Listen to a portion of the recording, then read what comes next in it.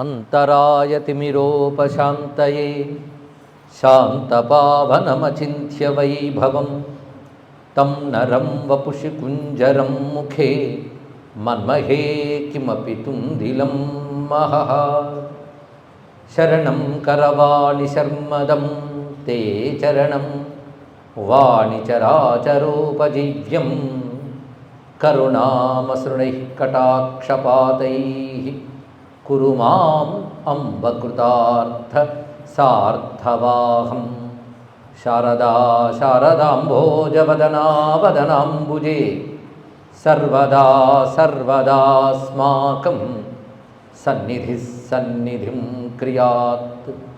విమలపటీ కమలకుటీ పుస్తకరుద్రాక్షసస్తహస్తపుటీ కామాక్షి పక్ష్మలాక్షి కలిత విపంచీ విభాసి వైరించి.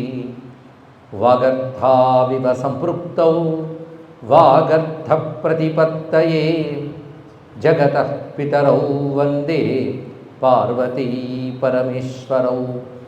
గురవే సర్వలోకానాం భిషజే భవరోగిణాం నిధయే సర్వవిద్యానాం దక్షిణామూర్తయే నమః.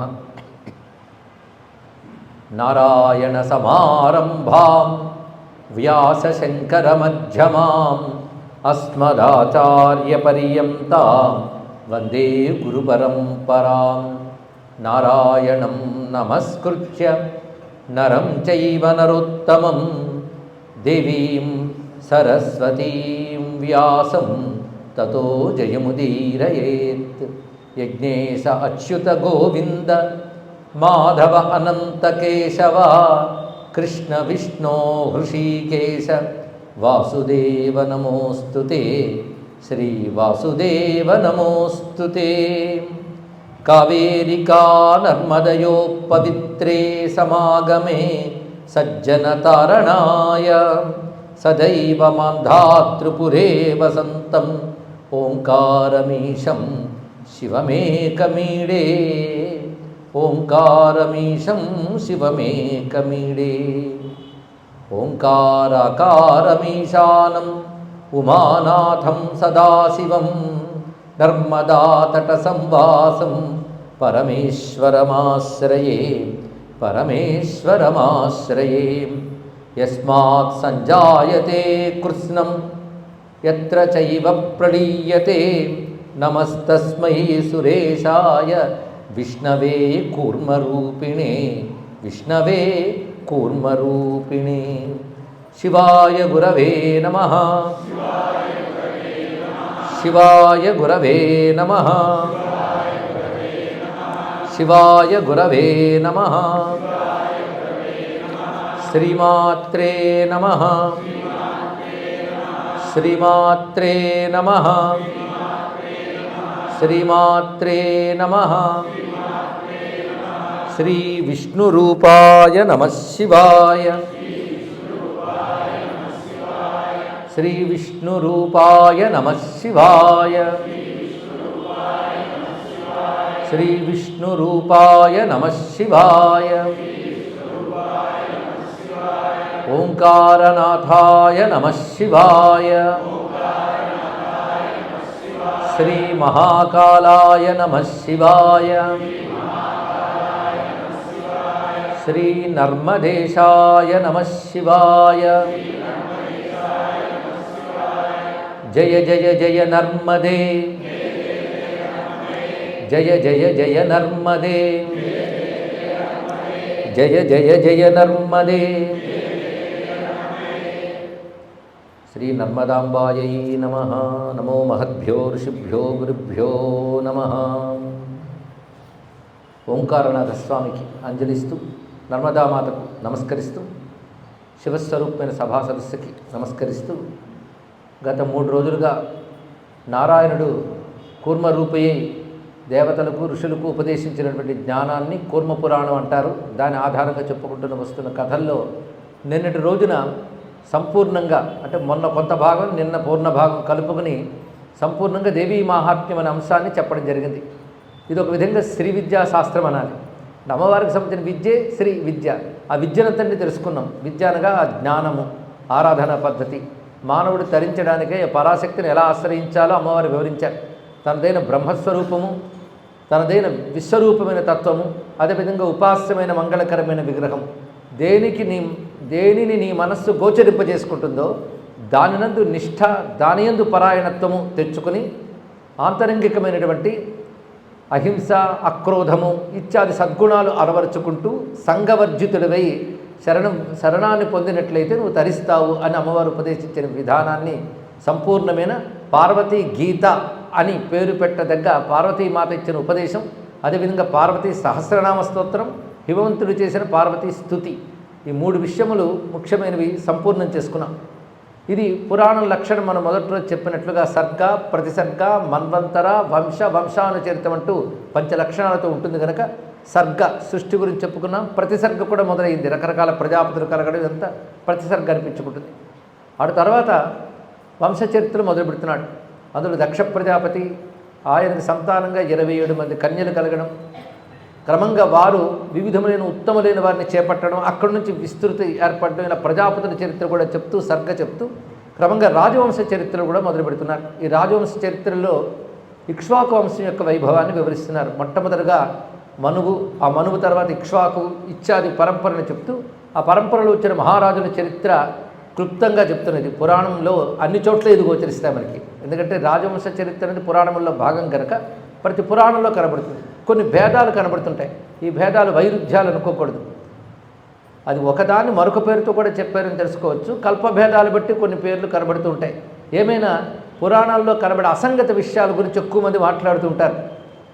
అంటే అక్కడోలా ఉంది, ఇక్కడోలా ఉంది అంటే కల్పభేదాలు బట్టి చెప్తారు. ఒకదానికి 2 రకాల పేర్లు కూడా ఉండవచ్చు.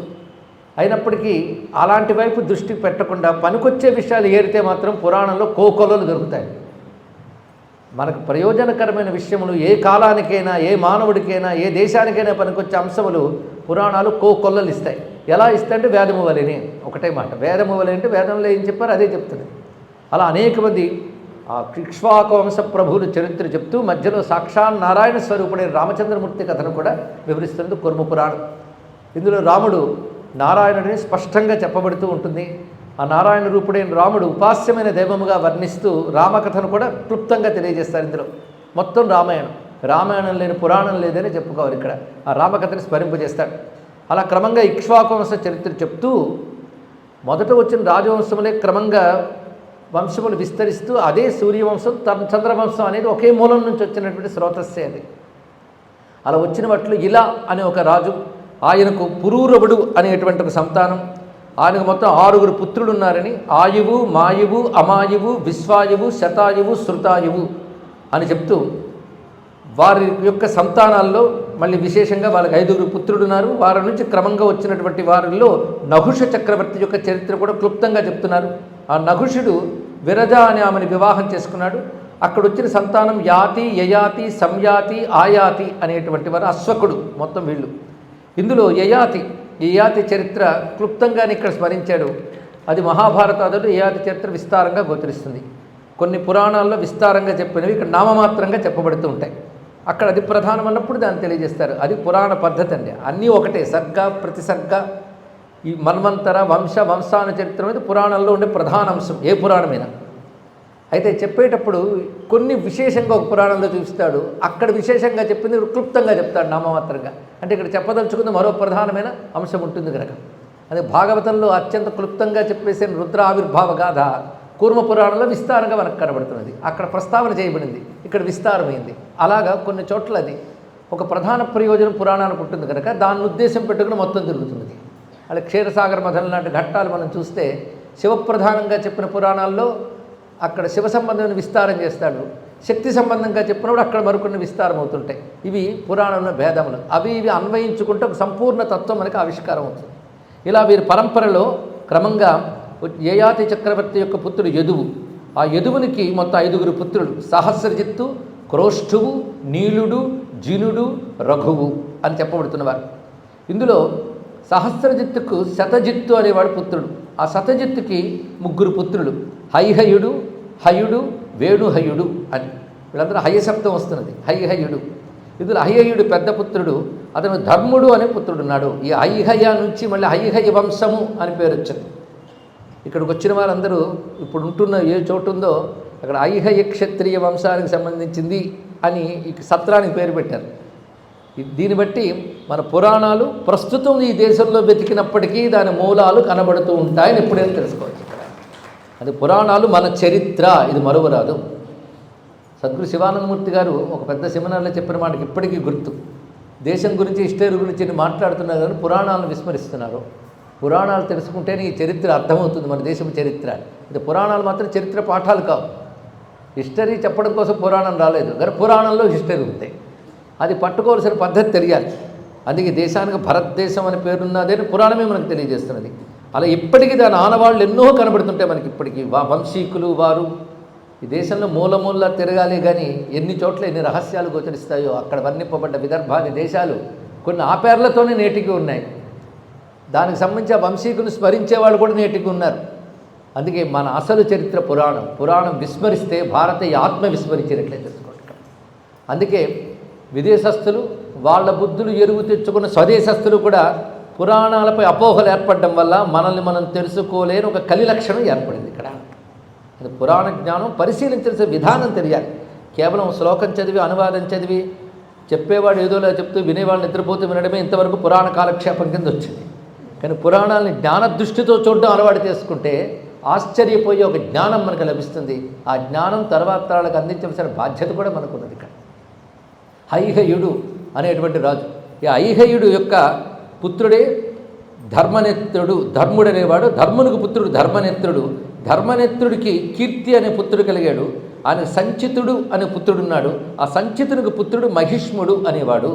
ఈ మహిష్ముడి కాలంలో ఏర్పడింది మాహిష్మతి నగరం. ఇప్పుడు మాహిష్మతి అంటే సినిమా గుర్తొస్తుంది అందరికీ, కానీ మాహిష్మతి అనే ప్రాంతం దగ్గర మనం ఉన్నాం ప్రస్తుతం. మాహిష్మతి అంటే నర్మదా తీరంలో విస్తరించిన ఒక మహా సామ్రాజ్యం. అది దానికి నిదర్శనంగా నేటికి అక్కడ ఆనవాళ్ళు కనబడుతున్నాయి. ఆ మహిష్ముడు ఏర్పరిచింది మాహిష్మతి. అక్కడ నర్మదా నది తీర్థములు చాలా ఉన్నాయి. అలాంటి తీర్థాల్లో ఒక తీర్థం మహేశ్వర తీర్థం అని పురాణంలో ఉన్నది. ఆ మహేశ్వర తీర్థం అనే మాటని ఆధారం చేసుకుని తల్లి అహల్యాబాయి అక్కడ ఒక కోట నిర్మాణం చేసి మహేశ్వరం అని పేరు పెట్టారు. అదే మాహిష్మతే ప్రస్తుతం మహేశ్వరం అని చెప్పబడుతున్నటువంటి చరిత్ర. పురాణ కాలం నాటి మహానగరం, పురాణ కాలం నాటి అయోధ్య, పురాణ కాలం నాటి మధుర, వేదాల్లో ప్రస్తావన చేయబడిన మహానగరములు, సృష్టి ఆది నుండి దివ్య నాగరికత్వం ఉన్న మహానగరములు కల జాతి భారత జాతి, కల దేశం భారతదేశం. ఆ గర్వభావం మనకు లేకుండా చేయడం కోసం వీటిని మరుగుపరిచారు కొందరు, తోలనాడారు కొందరు, వాటి మీద మనకే శంక కలిగి కుబుద్ధులు సృష్టించారు కొంతమంది. ఆఖరికి వాటిని సగం నాస్తికులు సగం ఆస్తికులు ఇప్పుడు తయారయ్యారండి. పూర్తి ఆస్తికత్వం ఉండదు. అలాగని పూర్తిగా విడిచిపెట్టేసి సంతోషం వాడు మనం దూరం పెడతాం. వాడు మన కబుర్లే చెప్తారు, మన వేదాంతాలే చెప్తారు, మన గ్రంథాలనే అవమానిస్తారు. అసలు పురాణాలను చెప్పేవాళ్ళని అవహేళనగా చూసే పండితుల్ని చాలామంది చూడడం జరిగింది. ముఖ్యంగా కాస్త వేదాంతం చదువుకుని ఉపనిషత్తు చదివి ఇవన్నీ పక్కన తీసేసేవాళ్ళు ఉన్నారు. కానీ వేదమైనా పురాణమైనా చెప్పదలుచుకున్న హృదయం ఒకటే అని ఇప్పటికే చాలామందికి అర్థమైపోయి ఉంటుంది. ఎందుకంటే ఇందులో చెప్పిన వేదాంతం అంటే ఎప్పుడెప్పుడు నిద్ర ఆక్రమించిందో అదంతా గొప్ప జ్ఞానమే. దాన్ని కూడా మనం తెలుసుకున్నాం. ఇక్కడ ఎంత వేదాంత విషయములు, ఉపనిషత్ విషయములు, ఉపనిషత్ వాక్యములు యథాతథంగా వచ్చాయో పరిశీలించారు. ఇక్కడ ఇవేవి పరిశీలించకుండా కొంత ఏదో జపం చేసి ఇంకా వేదాంతం మీద పెడదామండి అనుకుంటూ ఉంటారు. అంటే దాని మీద అప్పుడు చిన్న చూపు ఏర్పడుతుంది. ఇదేమిటో మాత్రం కలిబుద్ధులు హిందూ ధర్మంలో వచ్చిన తీవ్రంగా ఇతర ధర్మాలు లేవు. ఎందుకంటే ఇతరులు ధర్మములే కావని చెప్పాం, అది వేరే విషయం అనుకోండి. అయితే ఇక్కడ ఐహయుడు మహిష్ముడు, ఆ మహిష్ముడు ఏర్పాటు చేసింది మాహిష్మతి. ఆయన పుత్రుడు భద్రసేన్యుడు అనేటువంటి వాడు. ఆ భద్రసేన్యునికి దుర్దముడు అనేవాడు సంతానంగా కలిగాడు.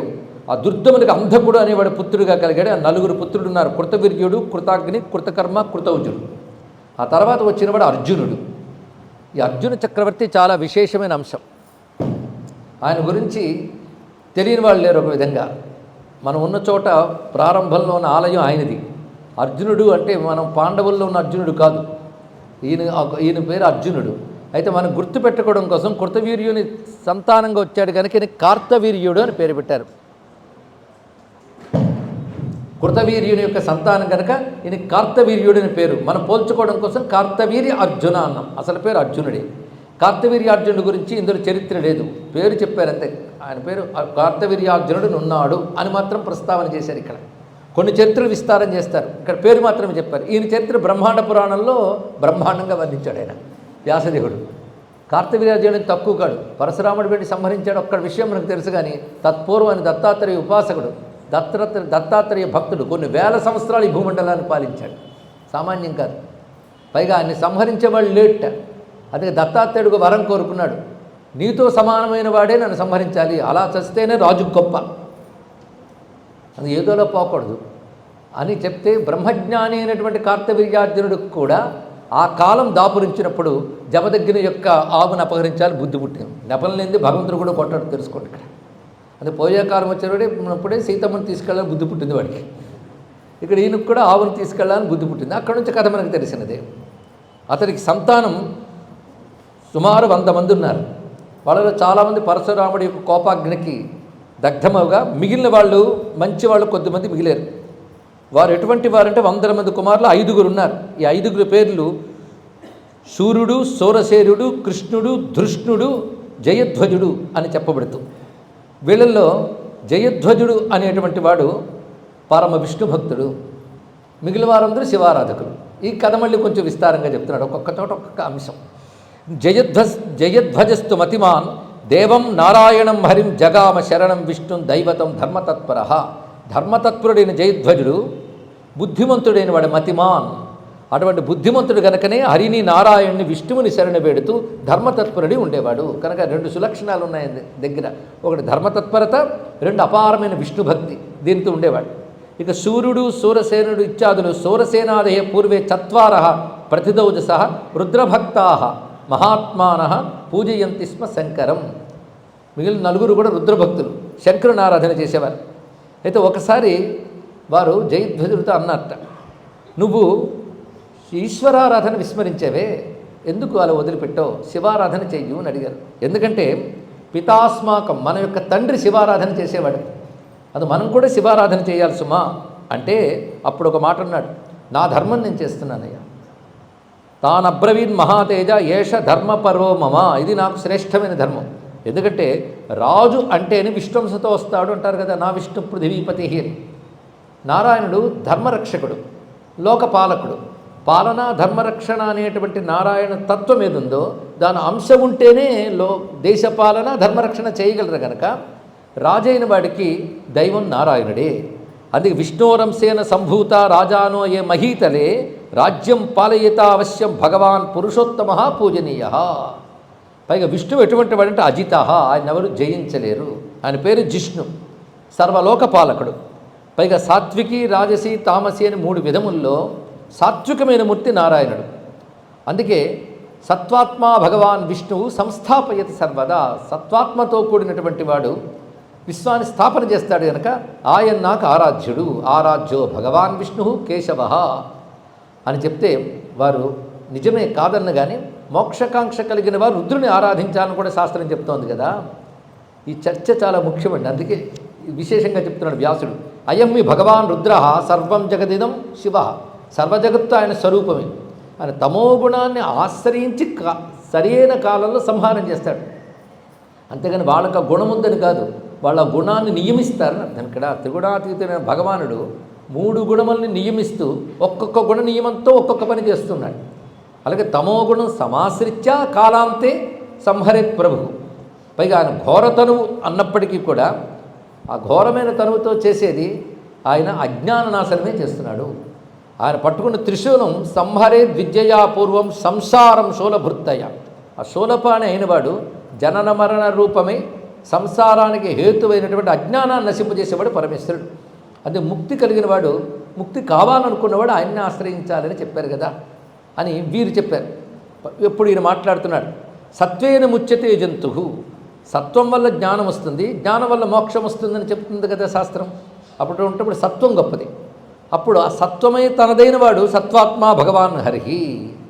సత్వాత్ సంజాయితే జ్ఞానం అని గీత కూడా మనకు చెప్తుంది. కానీ సత్వగుణం వల్ల జ్ఞానము, జ్ఞానం వల్ల మోక్షము వస్తున్నప్పుడు సత్వగుణ సంపూర్ణుడైన హరిని ఆశ్రయిస్తే ముక్తి లభిస్తుందని శాస్త్రమే చెప్తుంది కదా. అందుకే తమూచు భ్రాతరో రుద్ర సేవిత సాత్వికేర్జనీగి. అయితే ఇప్పుడు వాళ్ళేం చెప్తున్నారంటే సత్వగుణవంతుడైన విష్ణువుని ఆరాధించడం, తమో గుణస్వరూపుడు రుద్రుని ఆరాధించడం అని కాదయ్యా. నువ్వు సత్వగుణంతో రుద్రుని ఆరాధిస్తే నువ్వు ముక్తి వస్తుంది దాని అర్థము. కనుక మన ఆరాధనలో సత్వం ఉండాలి, కానీ మన ఆరాధనలో తమస్సు రజస్సు కూడదు. ఆరాధన విధానంలో సాత్వికత ఉండాలి అని రజోగుణంతో ఆశ్రయించినటువంటి భస్మాసురాదులు పరమేశ్వరునికి మోక్షం పొందలేకపోయారు. వాళ్ళకి వివేకము రాలేదు, జ్ఞానము రాలేదు. అంత ఈశ్వరుడు కనబడ్డ ఈశ్వరతత్వానికి తెలియలేదు. ఎందుకంటే ఈశ్వరుడు పరిపూర్ణుడే కావచ్చు, వీళ్ళలో రజోగుణం ఉంది. ఇంకోళ్ళు తమో గుణంతో చేస్తారు మరికొంతమంది. కనుక రుద్ర సేవిత సాత్వికైర్జనై మోచయేత్ సత్వ సంయుక్త పూజయేత్, అందువల్ల జరుగుతుంది అని అంటూ ఉంటే ఇలా పరస్పరం చర్చ జరుగుతుంది. అయితే నువ్వు నేను కూర్చుని చర్చించుకుంటే లాభం లేదు, మన ఋషులను అడుగుదాం. ఇది చాలా ముఖ్యమండి. ఆర్గ్యుమెంట్లు కొంతమంది చేస్తుంటారు. కొట్టప్పుడు ఏ సాధన లేదు, ఒక చర్చ లేదు, ఏదో టీ తాగుతానో డిస్కషన్ వస్తుంది. ఇంకా మొదలుపెట్టి కబుర్లు, వీడు పెద్ద మేధావిలాగా వాడు మరో మేధావిలాగా, ఇద్దరికి సాధన లేదు, అనుభవము లేదు, తర్కం ఉందంతే. కానీ కేవల తర్కంతో సత్యం తెలియబడదు. అనుభవం ఉన్న వాళ్ళని ఆశ్రయించాలి. ఆ ఎరుకొచ్చింది సంతోషం. కనుక వాళ్ళందరూ ఏమనుకున్నారంటే, మన తండ్రి శివుణ్ణి ఆరాధన చేశారంటే ఆయన అవివేకి కాడు కదా. యదుర్జనోస్మజ్జనక స్వధర్మం కృతమానితి. స్వధర్మం అని నువ్వు అన్నావే, స్వధర్మం అంటే నీ తండ్రి తాతలు ఆచరించిందే నీకు స్వధర్మం. కనుక మన తండ్రి అయినటువంటి కృతవీర్యుడు మొదలైన వారు పూర్వీకులు ఏ స్వామిని ఆరాధించారో అతన్ని మనం ఆరాధించాలి. అంటే ప్రమాణం ఋషయో యత్ర బ్రూయంతే తథైవ తత్. మన ఋషులు ప్రమాణం కనుక ఋషుల్ని ఆశ్రయిద్దాం. వాళ్ళు యథాతథంగా చెప్తారు, ఏది ఉందో అదే చెప్తారు వాళ్ళు. ఎందుకంటే వాళ్ళకి రాగం ద్వేషం ఉండదు, ఒక పక్షం వైపు మాట్లాడేది లక్షణం ఉండదు. అందుకు ఋషులకి శుభలక్షణం ఉంటుంది కనుకనే వాళ్ళ వాక్యం ప్రమాణం మనకి.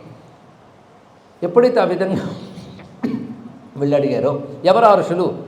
వశిష్ఠాద్యా, వశిష్ఠులు మొదలైన ఋషులుట. వెళ్ళి అడిగితే వాళ్ళు చాలా చక్కగా మాట్లాడుతూ చెప్తున్నారు. ఇది ఆ రోజు వాళ్ళకి చెప్పిందే కాదు, సనాతన ధర్మ హృదయం ఇది. అందుకే కూర్మ పురాణంలో ఈ విషయాన్ని వ్యాసుల వారు చెప్పడంలో ఆంతర్యం మనకు కనబడుతున్నది. ఇక్కడ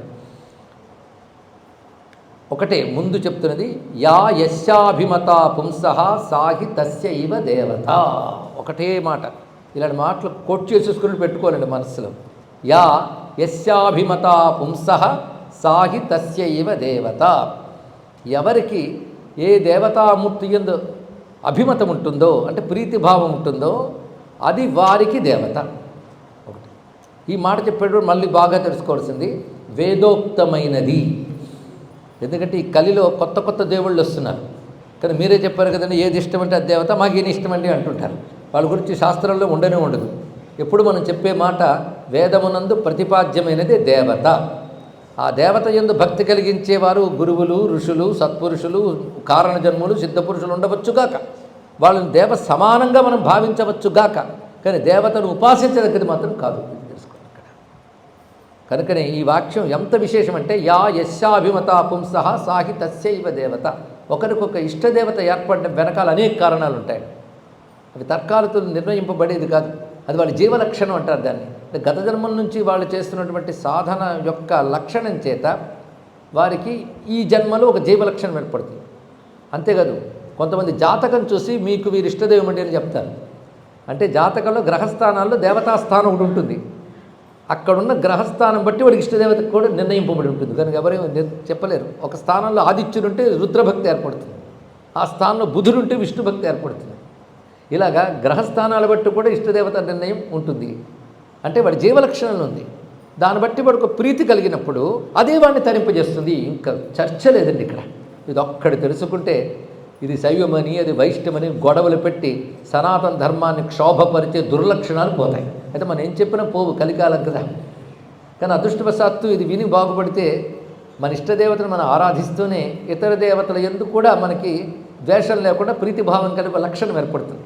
ఇదే మాట భారతంలో భీష్ముడు చెప్తాడు. నాయన, ధర్మం అంటే పెద్దదేం కాదు, ఏదీ లేదు నాయన. తల్లి తండ్రి గురువుని ప్రధానంగా చూసుకుంటూ సత్యము అహింస శౌచము అస్తేయము పాటిస్తూ ఎవరికి ఏ దేవత యందు ప్రీతి కలిగిందో ఆ దేవతను ఆరాధిస్తూ ఋషిరుణ దేవరుణ పితృణములు తీర్చుకుంటూ జీవిస్తే చాలా, అదే జీవితం ఇంటిపడి సింపుల్. ఇంతే ధర్మం అన్నాడు. అయితే అది వంటబట్టడం కోసం ఇన్ని వాక్యాలు ఇన్ని కథలు అంతే. ఇక్కడ చెప్తున్నది అదే, ఈ ఒక్క మాట. యా యస్యాభిమతా పుంసః సాహి తస్య ఇవ దేవత. కింటు కార్యవిశేషేణ. అయితే ఇది ప్రధానమైనటువంటి ఒక ఇష్టదేవత ఆరాధన ఉన్నప్పటికీ కార్యవిశేషం చేత దేవతలు మిగిలిన దేవతలను కూడా ఆరాధిస్తాము. కార్య విశేషం చేత అన్నప్పుడు ఏంటంటే మన ఇష్టదేవతను మనం ఆరాధిస్తున్న ఒక గడ్డు కాలం మనకు దాపురించినప్పుడు జ్యోతిష్ శాస్త్ర ప్రకారంగా ఒక్కొక్క దుఃఖానికి ఒక్కొక్క గ్రహస్థితి కారణమవుతుంది. ఆ దుఃఖం నుంచి బయటపడడానికి ఆ గ్రహానికి అధిదేవతలు ప్రత్యదేవతలు అని చెప్పిన వాళ్ళు కూడా ఆరాధన చేయాలి. అందుకే బహుదేవతారాధన దోషం కాదు. ఇష్టదేవతారాధన ఉన్నప్పటికీ బహుదేవతారాధన దోషం కాదు. బహుదేవతలను ఆరాధించకూడదు, ఒక్కరిని ఆరాధించాలనేది పడమటి గాలుల నుంచి వచ్చిన ధర్మం కాని ధర్మం వల్ల వచ్చిన ప్రభావం అండి. ఇది అందరి దేవతలు లోకంలో ఉన్నప్పుడు, అందరి అవసరం నీకున్నప్పుడు, అందరూ చెయ్యి వేయకపోతే గట్టెక్కలేనప్పుడు అందరూ నమస్కరించాలి. శంకర భగవత్పాల్ వారు ఉపనిషత్ భాష్యాల్లో ఒక చోట గొప్ప మాట చెప్తారు. నువ్వు ధనం లేనప్పుడు ధనమున్నవాడిని ఆశ్రయిస్తాం, బలం లేనప్పుడు బలమున్నవాడిని ఆశ్రయిస్తాం. ఒక మానవుల్లోనే మనకంటే గొప్పవాడు కొన్నప్పుడు చూస్తాం. అలాగే మనకంటే గొప్పవారైన దేవతలను కూడా ఆరాధించాలి, వాళ్ళ వల్ల తరిస్తామని చెప్పాడు. అందుకే దేవతారాధన అంతా తీసేయండి, బ్రహ్మభావన పెట్టుకోండి, అహం బ్రహ్మాస్మని చెప్పలేదు ఆయన. అయితే ఈ దేవతలందరూ బ్రహ్మం యొక్క శక్తులను తెలుసుకుంటూ బ్రహ్మభావన అభివృద్ధి చేసుకోమన్నారు, కానీ మరి మానేమన్నారా? అందుకే తర్వాత మాట కింటు కార్య విశేషేణ పూజితా ఇష్టదా నృణ విశేషాత్ సర్వదా. విశేషముగా అనేకమైన దేవతల్ని కార్యము ప్రధానంగా చేసుకుని ఆరాధించడం కనబడుతుంది. దీన్ని విశేష విధి అంటారు దీన్ని అని చెప్తూ, ఈ నియమం మళ్ళీ వివిధ కాలాల్లో వివిధ విధాలుగా ఉంటుంది. పైగా సాధారణంగా ఒక్కొక్క వర్ణానికి ఒక దేవత చెప్పడతాడు. వర్ణం అంటే ఇందాక చెప్పినట్టు పూర్వ సంస్కారాల వల్ల ఏర్పడినటువంటిది. విప్రాణం అగ్ని ఆదిత్యో బ్రహ్మ చైవ పినాక ధృక్. విప్రులకు అగ్ని, ఆదిత్యుడు, బ్రహ్మదేవుడు, పినాకపాణి శివుడు. రాజులకు విష్ణువు, ఈశ్వరుడు, పురంధరుడు అంటే ఇంద్రుడు, వీళ్ళు దేవతలు. ఇలా ఒక్కొక్కరు కూడా చెప్తారు. అలాగే స్త్రీలకు ప్రధానంగా ఉమాదేవి, తథా విష్ణు ఈశ భాస్కరాహ. విష్ణువు, ఈశ్వరుడు, సూర్యుడు వీళ్ళు ప్రధానమైన వారు. అంటే వాళ్ళని ఆరాధించాలి అని చెప్పడం కాదు, స్వభావరీత్యా అవి ఏర్పడుతుంటాయి ప్రధానంగా. గృహస్థానాంచ సర్వేస్యు బ్రహ్మావై బ్రహ్మచారిణం. గృహస్థులకు సర్వేస్యు సర్వదేవతలు ఆరాధకులే. గృహస్థాశ్రమంలో ఉన్న వాళ్ళకి సర్వదేవతలు ఆరాధ్యులే. ఎందువల్లంటే అందరి దేవతల అనుగ్రహం వల్లే గృహస్థాశ్రమం నడుస్తున్నది. బ్రహ్మావై బ్రహ్మచారిణం. బ్రహ్మచారులు బ్రహ్మనే ఉపాసన చేయాలి, ఎందుకంటే వేదానికి మూలమైన వాడు, చతుర్ముఖాల నుంచి చతుర్వేదములు ఇచ్చినవాడు. అలా వైఖానసానాం వాళ్ళకి అర్కః స్యాత్, సూర్యుడు ప్రధానం. ఇలా రకరకాలుగా వివరించి చెప్తున్నాడు. అందుకే తస్మా జయధ్వజో నూనం. ఈ జయధ్వజుడు విష్ణువారాధన మర్హతి. జయధ్వజుడు విష్ణువుని ఆరాధించడమే సమంజసము. ఇతనికి జీవలక్షణం చేత పైగా నారాయణుడిపై అపార భక్తి కలిగింది. ఇది సామాన్యమైన విషయం కాదు. అయితే ఈ జయధ్వజుడికి మరొక మాట మేము చెప్తున్నామంటే, ఈ మాట మొత్తం అందరికీ చెప్తున్నాడు, వ్యాసుడిని తెలుసుకోవాలి. కింటు రుద్రేణ తాదాత్మ్యం బుద్ధ్వా పూజ్యో హరిహి నరైహి. గొప్ప మాట చెప్పాడు. అంటే శివునితో గల అభేదభావాన్ని గుర్తించి మనుష్యులు విష్ణువుని పూజించాలి. అంతేగాని నేను విష్ణువారాధకుండా కనుక రుద్రుడు క్షుద్రదైవమని అల్పమని చెప్తున్నటువంటి వారు వేద విరోధులు, అవైదికులు. ఇది బాగా గుర్తుపెట్టుకోవాలి. ఇక్కడ వేద సమ్మతం కాని వాడిని పాషండు, నాస్తికుడు అంటారు ఇక్కడ. కనుక వారి మాటలు గ్రాహ్యములు కావు. ఇది వేద సమ్మతమైన మాట. కింటు రుద్రేణ తాదాత్మ్యం బుద్ధ్వా పూజ్యో హరిహి నరైహి. రుద్రునితో తాదాత్మ్యము తెలుసుకుని హరిని ఆరాధించాలి. అన్యథా నృపతే శత్రు నా హరిహి సంహరేద్యత.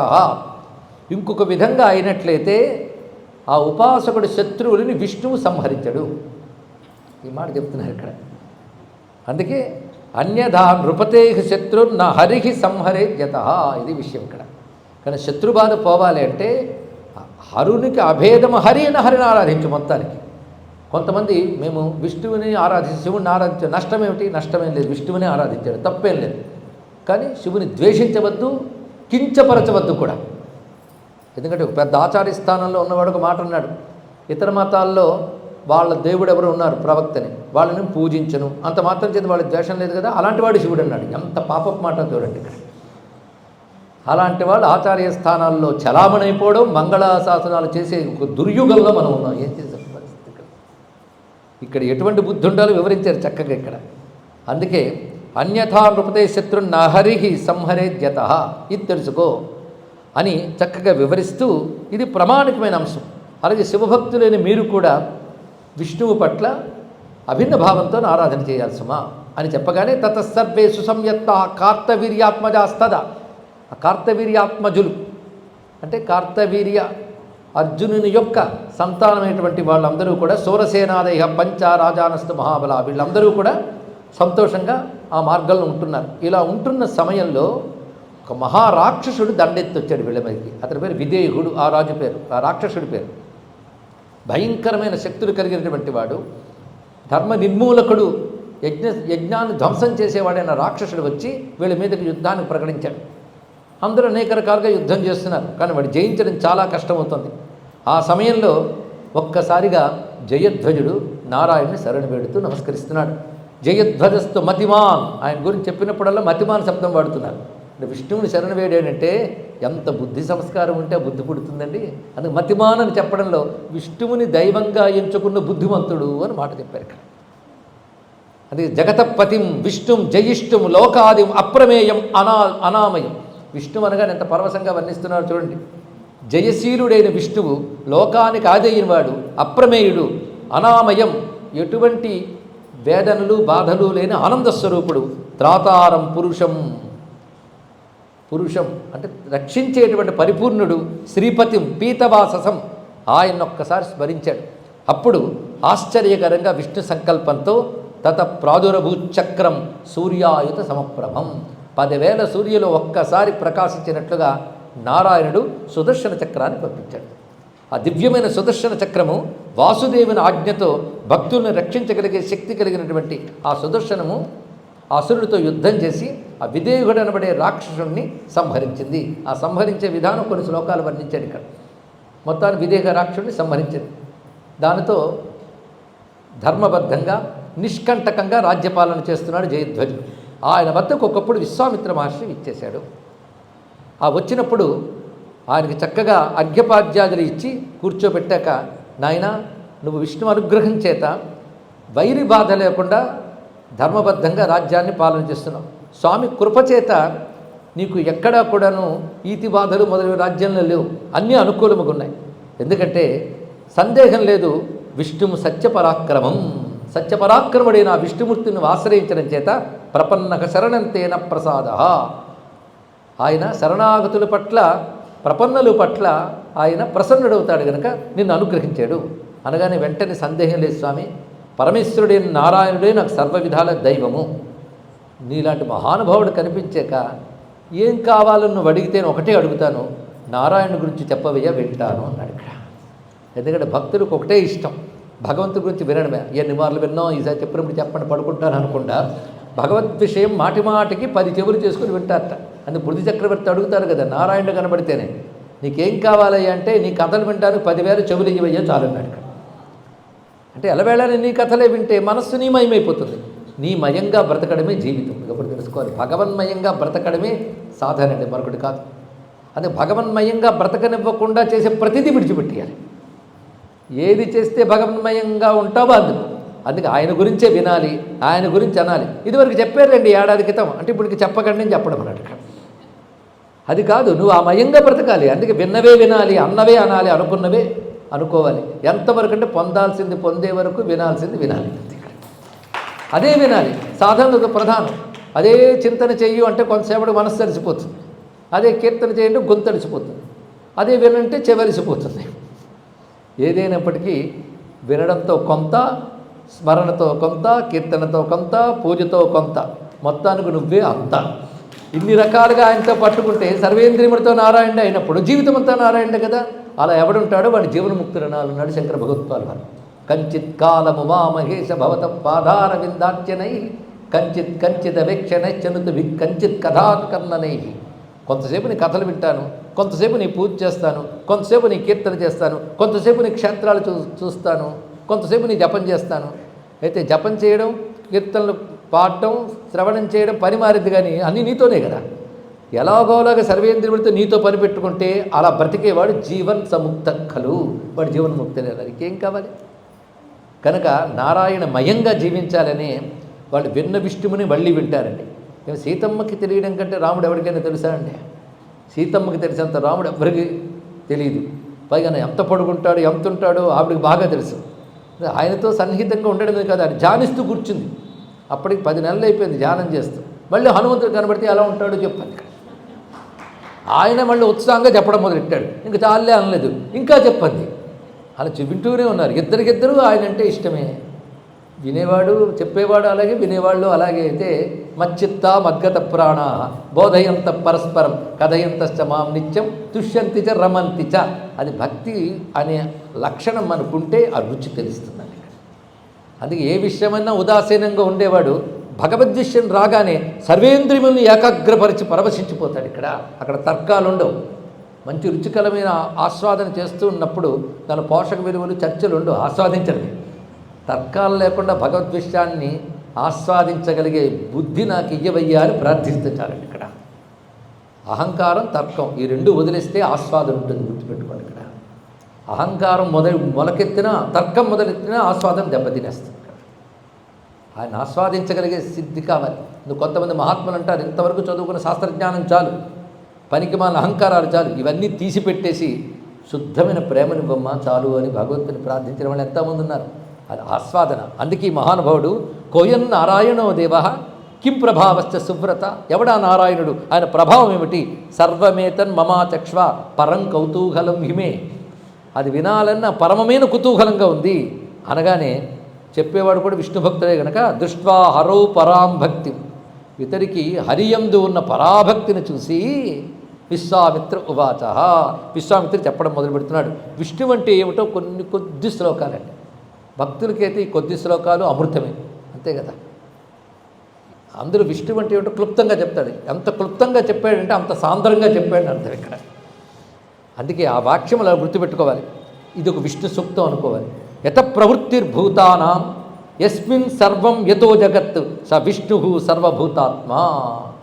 ఎవరి వల్ల ఈ జగత్తు కలుగుతుందో, ఎవరి యందు ఈ జగత్తున్నదో, ఎవరి యందు లయమవుతున్నదో అతడే విష్ణువు. ఆ విష్ణువుని తమ్ ఆశ్రిత్య విముచ్యతే. అలాంటి నారాయణ వాడు ఆశ్రయిస్తున్నాడో అతడు ముక్తిని పొందుతాడు. యమక్షరాత్ పరతరాత్ పరం ప్రాహుర్ గుహాశ్రయం. ఇవన్నీ ఉపనిషత్ వాక్యాలు కాక ఏమిటండి ఇక్కడ? అక్షరాత్ పరహ, అక్షరుడు కంటే గొప్పవాడెవడు వాడు నారాయణుడు అన్నారు.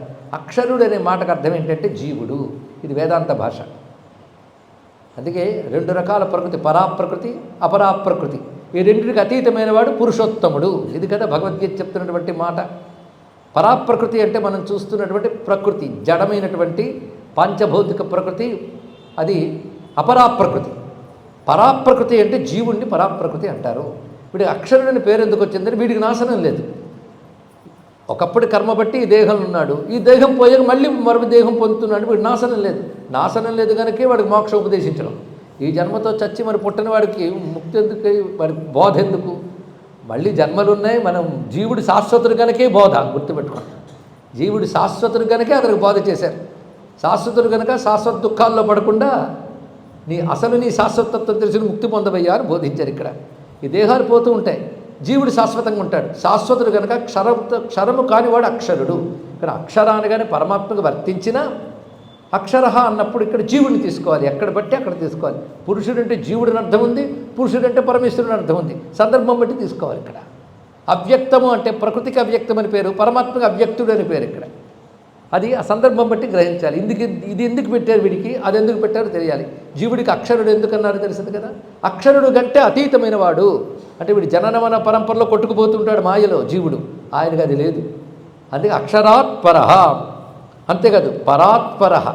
పరాత్పర అంటే నువ్వు ఇది గొప్పది అని చెప్తావు ఎక్కడికో వెళ్ళి నీ బుద్ధితో, దానికంటే పైన ఉంటాడు. కానీ నీ బుద్ధి ఎంతో దాకోనే వెళ్ళి ఇంతకు మించింది లేదంటావు నీకు తెలిసినంత మేరకు. నువ్వు తేల్చేసి దాని మీద ఉంటాడు, అందుకని తేలడాడు. అది పరాత్పర అనే శబ్దం చాలా విశేషం అండి. పరము కంటే గొప్పమైనటువంటి వాడు ఆయన. ఎక్కడున్నాడు పోని అంతో గొప్పవాడండి. అయితే ఏంటి విషయం అంటే గుహాశ్రయం. ఆయన గుహలో ఉన్నాడు. పరంపు మాంసం నిఖితం గుహాయం, గుహయందు ఉన్నాడు. ఆయన అసరతత్వం ఏంటి? ఆనందం. ఆనందమే ఆయన అసరతత్వం. పరమం వ్యోమ, పరమే వ్యోమన్ అన్నట్లు సర్వోత్కృష్టమైన వ్యోమస్వరూపుడు అంటే చిదాకాశ స్వరూపుడు. ఆకాశం అనగానే మామూలు పంచభూతాలు ఒకటి కాదు, చిదాకాశ స్వరూపుడు. సవై నారాయణ స్మృత, అతన్ని నారాయణ అంటారు. ఆయన ఎప్పుడు నిత్యోదితో, నిత్య ఉదితుడు, అస్తమయం లేనివాడు. నిత్యోదితో నిర్వికల్పో నిత్యానందో నిరంజన. అలాంటివాడు ఇక్కడ ఈ వాక్యమంతా కూడా శుద్ధ బ్రహ్మతత్వంగా చెప్తున్నది. అతడు నిత్యోదితుడు, నిర్వికల్పుడు, నిత్యానందుడు, నిరంజనుడు అయినప్పటికీ చతుర్వ్యూహధర 4 వ్యూహములు ధరిస్తాడు. చతుర్వ్యూహము అంటే త్రిగుణముల సామ్యము నియమించడం మొదటి వ్యూహము, త్రిగుణముల్లో ఒక్కొక్క దానితో సృష్టి స్థితి లయనిచేటు 3 వ్యూహములు కలిపి 4. ఈ చతుర్వ్యూహములే వాసుదేవ, ప్రద్యుమ్న, సంకర్షణ, అనిరుద్ధ. ఈ 4 చెప్పబడతాయి. చతుర్వ్యూహధరో విష్ణు. ఈ చతుర్వ్యూహములతో ఉన్నాడంటే ఆయన చతుర్వ్యూహ స్వరూపుడు అనుకుంటావేమో నువ్వు. అవ్యూహ, ఏ వ్యూహము లేనివాడు ఆయన. వ్యూహం సృష్టి కోసం, ఆయన సృష్టికి అతీతుడు. సృష్టికి అతీతున్నప్పుడు అవ్యూహుడు. ఆయన సృష్టి చేస్తున్నప్పుడు చతుర్వ్యూహధరుడు. కానీ చతుర్వ్యూహములతో జగత్తును నడుపుతాడు. ఏ వ్యూహము ఆయనకు అక్కర్లేదు, ఆయన వాటికి అతీతుడు. అని చతుర్వ్యూహధరో విష్ణు అవ్యూహ ప్రోచ్యతే స్వయం పరమాత్మ, పరం ధామ, పరం వ్యోమ, పరం పదం, త్రిపాదమక్షరం బ్రహ్మ అని త్రిపాత్ అని అంటారు ఆయన. త్రిపాత్ అనే తత్వమే త్రివిక్రమ అనే తత్వంగా చెప్పబడుతుంది. ఇదం విష్ణుర్విచక్రమే త్రేధాని దదే పదం. 3 విధాలుగా క్రమం, త్రివిక్రమం. క్రమము, విక్రమము, త్రివిక్రమం 3 శబ్దములు ఇక్కడ.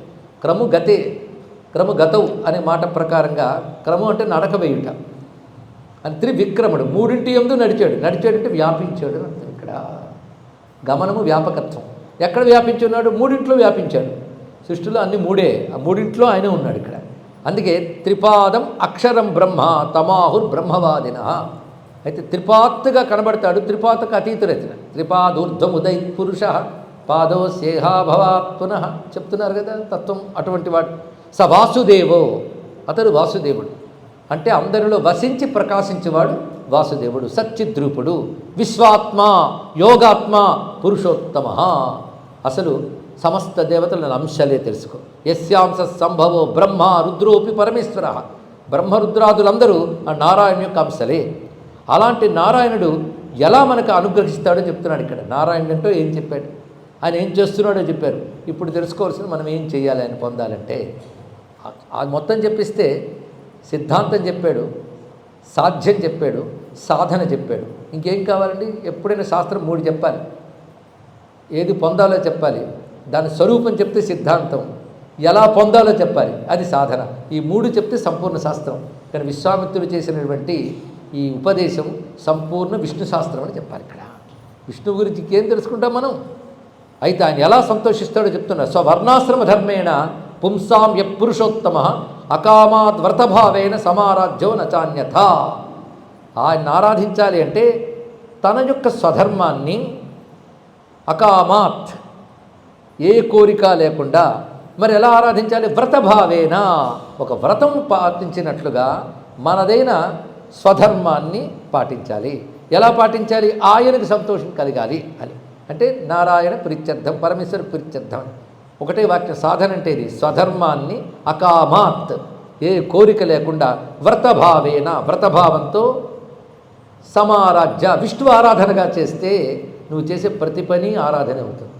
అది ఆరాధన కొంత, మిగిలిన బ్రతుకు కొంత అనకూడదు. బ్రతుకంతా ఆరాధన కావాలి. ఈ వాక్యం గుర్తుపెట్టుకోవాలి. బ్రతుకంతా ఆరాధన అయిపోవాలి. బ్రతుకంతా ఆరాధన ఎలా అవుతుంది? నువ్వు ఏ పని చేస్తే అది అర్పించాలి.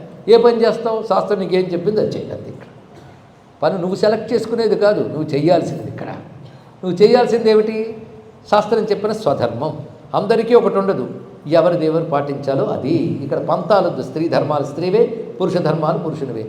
వారి వారి ధర్మాల్ని విష్ణువుని దృష్టిలో పెట్టుకుని అకామంగా వ్రతభావంతో ఆరాధించినట్లయితే వాడు తరించుతాడు. మరొక మార్గం నచ అన్యథ, మరొక పద్ధతులు ఎదుపోన్నాడు ఇక్కడ.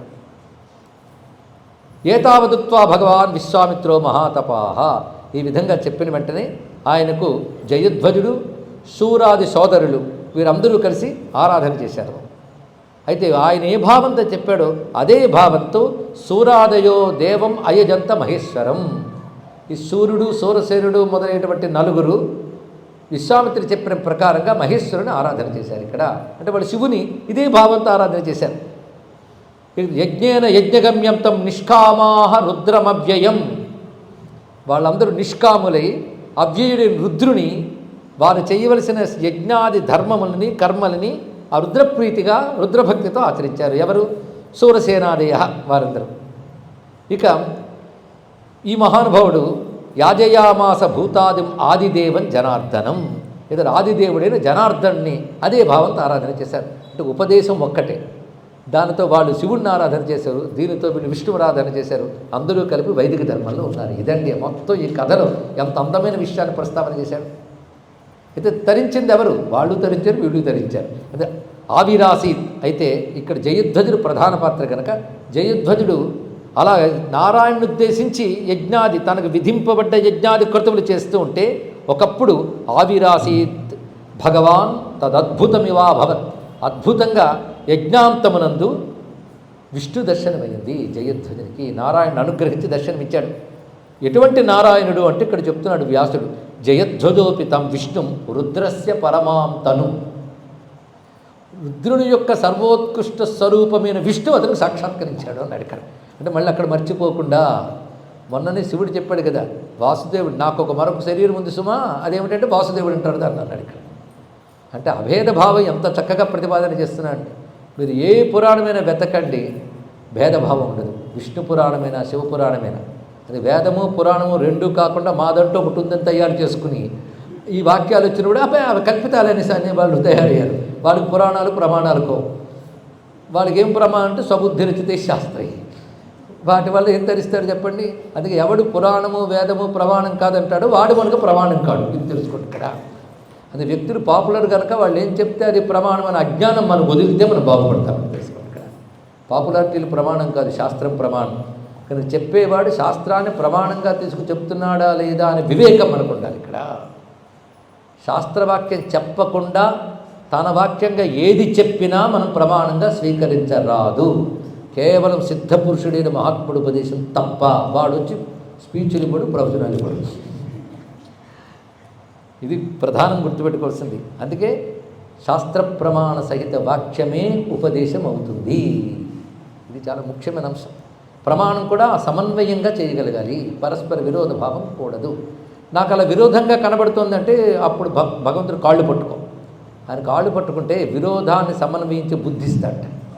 అందుకే సమన్వయశ్చ వేదానాం అవిరోధ స్వమేవ హి అని లక్ష్మీశాస్త్రం చెప్తున్న వాక్యాన్ని మరొక్కసారి తలుచుకోవాలి. మొత్తానికి ఆవిరాసీత్ స భగవాన్ తదద్భుతమివాభవత్ జయధ్వజోపి తం విష్ణుం రుద్రస్య పరమాం తనుం ఇచ్చేవ సర్వదా బుద్ధ్య. ఈ విధమైన బుద్ధితో అచ్యుతుణ్ణి ఆరాధన చేయాలి. ఇప్పటి వరకు చెప్పిన జయధ్వజ పరాక్రమం అనే కథని ఎవడి శ్రద్ధాభక్తులతో శ్రవణం చేస్తాడో వాడు విష్ణులోకాన్ని పొందుతాడు. ఇది ప్రమాణం చెప్పారండి. యైమం శృణుయాన్ నిత్యం జయధ్వజ పరాక్రమం సర్వపాప వినిర్ముక్తో విష్ణులోకం సగచ్చతి. దీన్ని బట్టి మీరు వింటున్న ఘట్టాలు ఎలాంటివో తెలిసే కదా. ఒకవేళ పొరపాటుని శ్రద్ధగా వినేస్తే గొప్ప ఫలితాన్ని ఇస్తుంది ఇక్కడ. అంటే ఆ ఘట్టం శ్రద్ధగా వింటే దానికి ఒక ఫలితం చెప్పారు. అలాంటి ఘట్టాలే ఎంచుకుని చెప్తున్న మొత్తం ఈ ప్రవచన సరళి శైలిలో, ఈ కార్యక్రమ సరళిలో అది తెలుసుకోండి. శ్రవణ మాత్రం చేతులు ఇస్తుంది. ఇలాంటివి చెప్పినప్పుడు కొంతమందికి ఎంతో జ్ఞానము ఉంటే కానీ లభించినటువంటి విష్ణు పదము ఈ కథ వింటే వచ్చేస్తుందండి, మరీ అతిశక్తి కానీ అంటారు ఇక్కడ. అక్కడ శాస్త్రం ఒక మాట చెప్తుంది, సాక్షాత్తు క్రమాత్ అని రెండు విధానాలు ఉన్నాయి అది ఇక్కడ. అంటే బ్రహ్మజ్ఞానికి సాక్షాత్, ఇవి వినేవాడికి క్రమాత్ అన్నాడు ఇక్కడ. క్రమాత్ అంటే వింటే ముందు ఒక పాపం పోతుంది. శ్రద్ధగా వింటే ఎలా ఉండాలో ఉపదేశం వస్తుంది. చూడండి, వినడం అంటే ఏంటో తెలుసుకోవాలి. వినడం వల్ల ఒక పాపం పోతుంది, సందేహం లేదు. ఎన్ని పోయాయో మనకేం తెలుసు. ఇక్కడికి వచ్చి నర్మదలో మునగడం వల్ల ఎంత పోయిందో, వచ్చి ఓంకార లింగాన్ని చూడడం వల్ల ఎన్ని పాపాలు పోయాయో మనకు తెలియదు. ఎందుకంటే ఎలా వచ్చాయో తెలియదు కనుక ఎలా పోయాయో కూడా తెలియదు. ఇక్కడ ఎలా వచ్చాయో తెలియదు కానీ ఒకటి మాత్రం తెలుసుకోండి, ఇదివరకు చూసుకుని వాటి వల్ల వచ్చి పడ్డాయి, అవి ఇప్పుడు పోయే లేదు నీకేం తెలుసు. అది సంస్కారం చేస్తుంది లోపల, అంత గొప్ప విషయం, సందేహం లేదు. అలాగే పురాణాదులు కూడా శ్రవణం చేయడం వల్ల కొన్ని పాపాలు పోతాయండి. మీరు ఎలాగోలా మధ్య మధ్యలో లేచి విన్నా పాపాలు పోతాయి. దానికి శక్తి ఉంది. శ్రద్ధగా వింటే ఏమొస్తుందంటే ఇది పాటించాలని బుద్ధి పుడుతుంది. అప్పుడు పాటిస్తాం, పాటించి సాధనలోకి తెచ్చుకుంటాం, దానివల్ల ముక్తి వస్తుంది. అందుకే ఇది వినడం వల్ల ముక్తి వస్తుంది అంటే అర్థం ఏమిటి, ఇది విని సాధనలో అమలుపరుచుకోవడం వల్ల మోక్షం లభిస్తుంది అర్థం. అది క్రమాత్ అని చెప్తారు దాన్ని ఇక్కడ. ఇది వినగానే విష్ణువు ఠామ్మని ప్రత్యక్షమైపోయి వైకుంఠాన్ని తీసుకుపోతాడు కాదు ఇక్కడ. అందుకే ఇది వింటే నీకు విష్ణులోకం లభిస్తుంది అంటే విని నువ్వు ఆచరిస్తే అని అర్థం ఇక్కడ. అన్ని వింటున్నా కానీ ఆచరించట్లేదండి. కొందరు వచ్చి చెప్పేస్తుంటారు, వచ్చి మీరు అన్నో చెప్తారండి, అదేంటో ఆచరించి జరగదంటే ఎందుకు చెప్పారా అని చెప్పిన వాడు బాధపడాలి. అంటే వాడు ఒకటి, వాడికి చెప్పడం వల్ల వాడికో పుణ్యం వస్తుంది, అందుకు వాడు చెప్పాలంతే.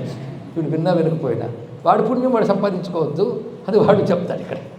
మొత్తానికి విశేషమైన అంశం ఇక్కడ సర్వపాప వినిర్ముక్తో విష్ణులోకం సగచ్చతి. ఈ జయధ్వజన వృత్తాంతాన్ని ఎవరు శ్రద్ధాభక్తులతో వింటారో వాడు సర్వపాపం నుంచి బయటపడి విష్ణులోకాన్ని పొందుతాడు సుమా అని ఘట్టం చెప్పారు. అలాంటి మరొక అద్భుతమైన ఘట్టాన్ని వివరించబోతున్నారు ఇక్కడ. ఇలా వంశం కీర్తి చూపిస్తున్నారు.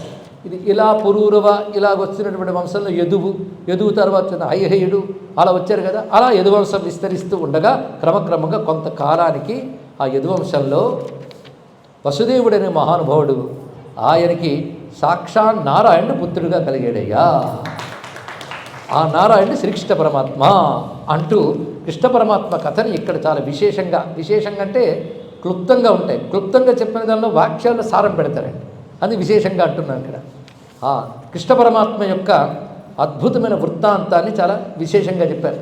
ఆయన బృందావనంలో సంచరించడం, గోపికల్ని అనుగ్రహించడం ఇత్యాదులన్నీ కూడా. అసలు ఆయన యొక్క పుట్టుకకి ఆయనే ప్రణాళిక వేయడం, అంటే తానక్కడ దేవకీ విషయం తనడుగా పుట్టడం, యోగమాయ ఎక్కడ అవతరించడం, ఇవంత కథంతా క్లుప్తంగా చెప్తాడు. అత్యంత క్లుప్తంగా, విస్తారంగా కూడా లేదు. ఎక్కడ విస్తరిస్తాడో వ్యాసుడికే తెలియాలి. ఆయన విస్తరించింది మనం చెప్పుకుంటున్నాం, కానీ అది వదిలేసి ఇది చెప్పేమని కాదు. ఆయన క్లుప్తం చేస్తాడు, నామమాత్రంగా చెప్తాడు అక్కడ. లేదంటే ఇంకా వినాలనుందంటే నా భాగవతం చదువు అంటాడు. అక్కడ మొత్తం విస్తరించారుగా మళ్ళీ ఇక్కడ ఎందుకు అది చదువుకుంటాడు ఇక్కడ. అలా చెప్తారు, అలా రుచి చూపిస్తారు మెరుపులాగా. తర్వాత వెళ్ళిపోతున్నాడు. తర్వాత వెళ్ళిందే నేను చెప్తున్నాను, అవి వదిలేసి కాదు. యదువంశ కృష్ణకీర్తి వర్ణనం దీని పేరే. యదువంశంలో ఉద్భవించిన కృష్ణకీర్తి వర్ణనం అధ్యాయం పేరు అంత గొప్పగా. పైగా ఆ కృష్ణ పరమాత్మ అవతరించి ధర్మ ప్రతిష్టాపన చేసినటువంటి మహానుభావుడు ద్వారకలో పాలన చేస్తున్నాడు. స్వేచ్ఛయాప్యవతీర్ణోసౌ కృతకృత్యోపి విశ్వసృక్. ఎంత గొప్ప మాట చూడండి. ఆయన అవతారం కర్మ వల్ల వచ్చింది కాదు. మన స్వేచ్ఛగా పుట్టలేదు, కర్మ కొద్దీ పుట్టాం. ఈశ్వరుడు స్వేచ్ఛగా పుట్టాడు, అంటే అవసరం లేదు ఆయనకి. కానీ స్వ ఇచ్ఛయా తన ఇచ్ఛతో అవతరించాడు. పైగా అవతరించక చేయాల్సింది పొందాల్సింది ఆయనకి లేదు. ధర్మప్రతిష్ఠ చేస్తాడు కానీ ధర్మప్రతిష్ఠ చేయవలసిన అవసరం లేదు ఆయనకి. అది తెలుసుకోవాల్సింది. మరేమిటి? ఈశ్వరుడు కృత్యం కనుక చేస్తున్నాడు, కర్తవ్యం అని కాదు, అది కృత్యం. అది ఇక్కడ రెండుకి తేడా ఉంది. మన కర్తవ్యాలు చేయకపోతే తరించం, చేసి తీరాలి. ఈశ్వరుడికి అవసరమే లేదు. ముక్తి కావాలా, పుణ్యం కావాలా, పాపం పోవాలా, ఏమీ లేవు కదా. మరి ఎందుకు అంత పని చేశాడు? విశ్వసృక్, అంతే కారణం. విశ్వాన్ని సృజించాడు కనుక దాని వ్యవస్థ నిలబెట్టడం కోసం చేశాడు. అలాంటి ఆయన యోగులందరూ ఆశ్రయించి ఒక మహా ఆశ్రమానికి వెళ్ళారు. అది సామాన్యమైనది కాదు, గొప్ప తపోభూమి. అక్కడే అనేక మంది మహర్షులు తపస్సును ఆచరించారు. అలాంటి చోటుకి ఆయన పనికట్టుకు వెళ్ళాడు. ఎందుకు వెళ్ళాడంటే చచార స్వాత్మనోమూలం బోధయన్ పరమేశ్వరం, ఆత్మమూల తత్వాన్ని బోధించడానికై అని వెళ్ళాడు అక్కడికి. స్వాత్మనోమూలం, తనకు మూలమైన, తనకు మూలం ఏంటి? కృష్ణుడికి మూలం ఏంటి? కృష్ణుడికి మూలం ఏంటయ్యా? తానే మూలం, మరొకటి కాదు. తనకు తానే మూలం అంటే పరబ్రహ్మము. ఆ పరబ్రహ్మ తత్వాన్ని మనకు బోధించడానికి వెళ్ళాడు ఆయన అన్నాడు ఇక్కడ. అది చెప్పే తీరు అంతగా. ఎక్కడికి వెళ్ళాడంటే ఆశ్రమంతు ఉపమన్యోర్వై మునీంద్రస్య మహాత్మన, ఉపమన్యు మహర్షి యొక్క ఆశ్రమానికి వెళ్ళారు. ఈ వృత్తాంతం భారతంలో చాలా విస్తారం ఉంటుంది. అది కూడా అంత విస్తరించకుండా అక్కడ విస్తారమైతే ఇక్కడ సారంగా చూపిస్తున్నాడు. ఎంత అందంగా ఉన్నది అంటే ఆశ్రమం అంతా నానాద్రుమలతాకీర్ణం నానా పుష్పోపశోభితం ఋషీణాం ఆశ్రమైర్జుష్టం వేదఘోష నినాదితం. వేదఘోషలతో నినదిస్తూ అనేక రకాల జంతువులతో ఉంటూ, అక్కడ క్రూర జంతువులు కూడా సత్వగుణంతో సాధువుగా ఉన్నాయి, వైరరహితంగా. అలాంటి భవ్యమైన ఆశ్రమంలోకి వెళ్ళాడు. ఋషులందరూ ఆశ్రయించినటువంటి ఆశ్రమం. వెళ్ళినవాడు ఎలా వెళ్ళాడు? శంఖచక్ర గదాపాణి శ్రీవత్సాంకిత లక్షణ. కొంచెం జాగ్రత్తగా భారతం చదివితేనండి కృష్ణు గురించి వర్ణిస్తూ చతుర్భుజ అంటుంటాడు ఇక్కడ. ఎందుకు అలా చెప్పాడంటే ఎన్ని మార్లు చతుర్భుజాలు తిరిగట్టు కృష్ణుడు. అది కృష్ణావతారం మామూలు కాదు, అది మళ్ళీ ఆవేశం వస్తే ఆగదు. అది అలా సంచరించాడు ఆయన సంపూర్ణమైన తన విష్ణుతత్వాన్ని చూపిస్తూ. పైగా అనేక రకాల ఆరామాలతో ఉన్నది, దేవతాయతనములతో ఉన్నది ఆశ్రమం. ఆరామైర్వివిధైర్జుష్టం దేవతాయతనే శుభై ఋషిభి ఋషిపుత్రైశ్చ మహామునిగణైస్తథా. ఈ వర్ణన వింటూ ఉంటే మనం ఆ వాతావరణంలోకి ప్రవేశించిపోవాలి. అలాంటి ఆశ్రమాలు ఈ కలికాలంలో కనబడతాయండి. ఋషులతో, ఋషిపుత్రులతో, మహామునులతో సేవించబడుతున్నది. వేదాధ్యయన సంపన్నులు, అగ్నిహోత్రీకులు, యోగులు, ధ్యాననిరతులు, అంటే రకరకాల సాధనలు చేస్తున్న వాళ్ళు ఉంటారు. ఒకే రకమైన సాధన కాదు. కొందరు అగ్నిహోత్రాలు చేస్తున్నారు, కొందరు వేదాధ్యయనం చేస్తున్నారు, కొందరు యోగ స్థితిలో ఉన్నారు, కొందరు ధ్యాన నిరతులు ఉన్నారు, కొందరు నాసాగ్రన్యస్తలోచన, న్యాసాగ్రన్యస్త అంటే ముక్కు కొనపై దృష్టి పెట్టి ఉన్నటువంటి వారు. ఇలా అనేక రకాలైనటువంటి వాళ్ళు. చుట్టూ అనేక నదులు ప్రవహిస్తున్నాయి, చిన్న చిన్న నదులు మొదలుకొని మహానదుల వరకు ఆశ్రమం చుట్టూ ప్రవహిస్తున్నాయి. అది నదీభిరభితో దుష్టం జాపకై బ్రహ్మవాదిభి, జపపరాయణలో కొంతమంది, బ్రహ్మవాదులు మరికొంతమంది. బ్రహ్మవాదులు అంటే నిరంతరం బ్రహ్మచర్చ చేసేవారు, పరబ్రహ్మచర్చ చేసేవారు. ఇలాంటి వాటితో ఉన్నటువంటి సేవితం తాపసై పుణ్యై ఈశారాధన తత్పరై, అలాంటి వారితో ఉన్నటువంటి భవ్యమైన క్షేత్రం అది. పైగా గంగా భగవతి నిత్యం, గంగాదేవి నిరంతరం అక్కడ ప్రవహిస్తుంటుంది. అలాంటి పవిత్రమైన చోటుకు వెళ్ళి అక్కడున్న మహానుభావుడైనటువంటి ఉపమన్యు మహర్షికి నమస్కారం చేశాడు. ఆయన ఒక్కసారి ఈయనకి నమస్కారం చేశాట. ఎందుకంటే వచ్చినవాడు సామాన్యుడు కాడు. జగద్యోనిం శంఖచక్ర గదాధరం, జగత్తికి కారణమైన శంఖచక్ర గదాధరుడైనటువంటి యోగినాం పరమం గురు, యోగులకు కూడా పరమ గురువైన మహానుభావుడు ఆయన ఈయనకి నమస్కారం చేస్తే ఆయన ఆశ్చర్యపోయి అంటున్నాడు, ఆయన నువ్వెవరువయ్యా? పది చుట్టూ ఋషులతో చెప్తున్నాడు, ఈయన ఎవరు? అయమేవ అవ్యయ స్రష్ట సంహర్త చైవ రక్షక. ఈయన అవ్యయుడు, సృష్టిస్థిలై కారకుడు, అమూర్త మూర్తిమాన్ భూత్వా, ఏ మూర్తి లేనివాడు, ఈ మూర్తి స్వీకరించినవాడు. ఎందుకు ఇలా వచ్చారంటే మునీన్ ద్రష్టుం ఇహాగత, ఈ మునులందరినీ చూసి అనుగ్రహించడం కోసం వచ్చాడు ఆయన. అంతేగాని ఆయన అనుగ్రహం పొందడం కోసం కాదు, మనకు అనుగ్రహం ఇవ్వడానికి వచ్చాడు. ఈయన ఏష ధాత విధాత చ సమాగచ్చతి సర్వగా. ఈయన ధాత విధాత, ఈ సృష్టిని ఏర్పరిచినవాడు, సృష్టి విధానాన్ని ఏర్పరిచినవాడు. ఆయన సమాగచ్చతి, చక్కగా ఇక్కడికి నడిచి వచ్చాడు. అన్ని చోట్ల ఉన్నవాడు, మాట చెప్పడం. సమాగచ్చతి సర్వగా, అంతటా ఉన్నవాడు ఇక్కడికి వచ్చాడు. చూసావా? అనాది అక్షయ అనంత మహాభూతో మహేశ్వర. ఈయన మహాభూతము తెలుసా? ఏకో విష్ణు మహద్భూతం పృథగ్భూతాన్యనేకశ, అది మహాభూత మహేశ్వర. ఇలా తెలుసుకుని వాళ్ళందరూ నమస్కరించారు. ఋషులు, ఉపమన్యువు కూడా నమస్కరిస్తే వాళ్ళ మాటలన్నీ విన్నాడు. ఎవరు? గోవింద. గోవిందుడి మాటలు విన్నవాడే వాళ్ళందరికీ తాను నమస్కారం చేశాడు. దేవకీ సూర్యుడైన వాడు. పైగా ఆ క్షేత్రంలో ఉన్న పుణ్యనదుల వద్దకు వెళ్ళి దేవర్షి పితృతర్పణం చేశాడు మహానుభావుడు. ఆయనకి తండ్రి ఎవడండి? ఆయనకి తాత ఎవరు? ఆయన కూడా పితృతర్పణాదులు చేశాడు. చేయవలసిన వాళ్ళే మానేస్తున్నారు, చేయక్కర్లేని వాడు చేశాడు. ఎందుకంటే అక్కర్లేపని చేస్తానయ్యా అని అన్నాడు ఆయనే. యద్యదాతరితి శ్రేష్ఠ తత్తదేవేతరో జన సయత్ ప్రమాణం కురితే. అది 4 ఉపనిషత్తులు చదివినట్టే తండ్రికి తద్దినం పెట్టడం మానేస్తాడు వాడు. మేము కర్మలు దాటిపోయామండి. కానీ వాళ్ళు మనవడు పుడితే మాత్రం పరిగెత్తుకెళ్తాడు ఇక్కడి నుంచి. ఇలాంటి వాళ్ళు అలాంటి మాట్లాడచ్చండి. ఎక్కడున్నాం దానికి తగ్గట్టు మాట్లాడాలి. అందుకే తర్వాత వస్తుంది, వ్యాసుడే చెప్తాడు, కలికాలంలో వేదాంతం చెప్పి అందరూ భ్రష్టులను చేస్తాడన్నాడు వ్యాసుడు. నేనల్లే నీకు వినిపిస్తా వాక్య యథాతథంగా, ట్రాన్స్లేషన్ కాదు, ఒరిజినల్ ఉన్నాయి అవన్నీ కూడా. మొత్తానికి ఆ జనార్దనుని వీళ్ళు ఆనందంగా ఆరాధన చేసి ఆ జనార్దనుడు తను చేయవలసిన పనులన్నీ చక్కగా చేసుకుని, పైగా సమీక్ష వాసుదేవంతం, పైగా వెళ్ళిన వాళ్ళందరూ కూడా దృష్టంతో ఇనిమీదేట, అంత సాధకులు కూడా చూస్తున్నారు. పైగా శాంగ శంఖ అసిధారిణం, వివిధ ఆయుధములు ధరించున్నవాడు, నిశ్చలుడి ఉన్నాడు.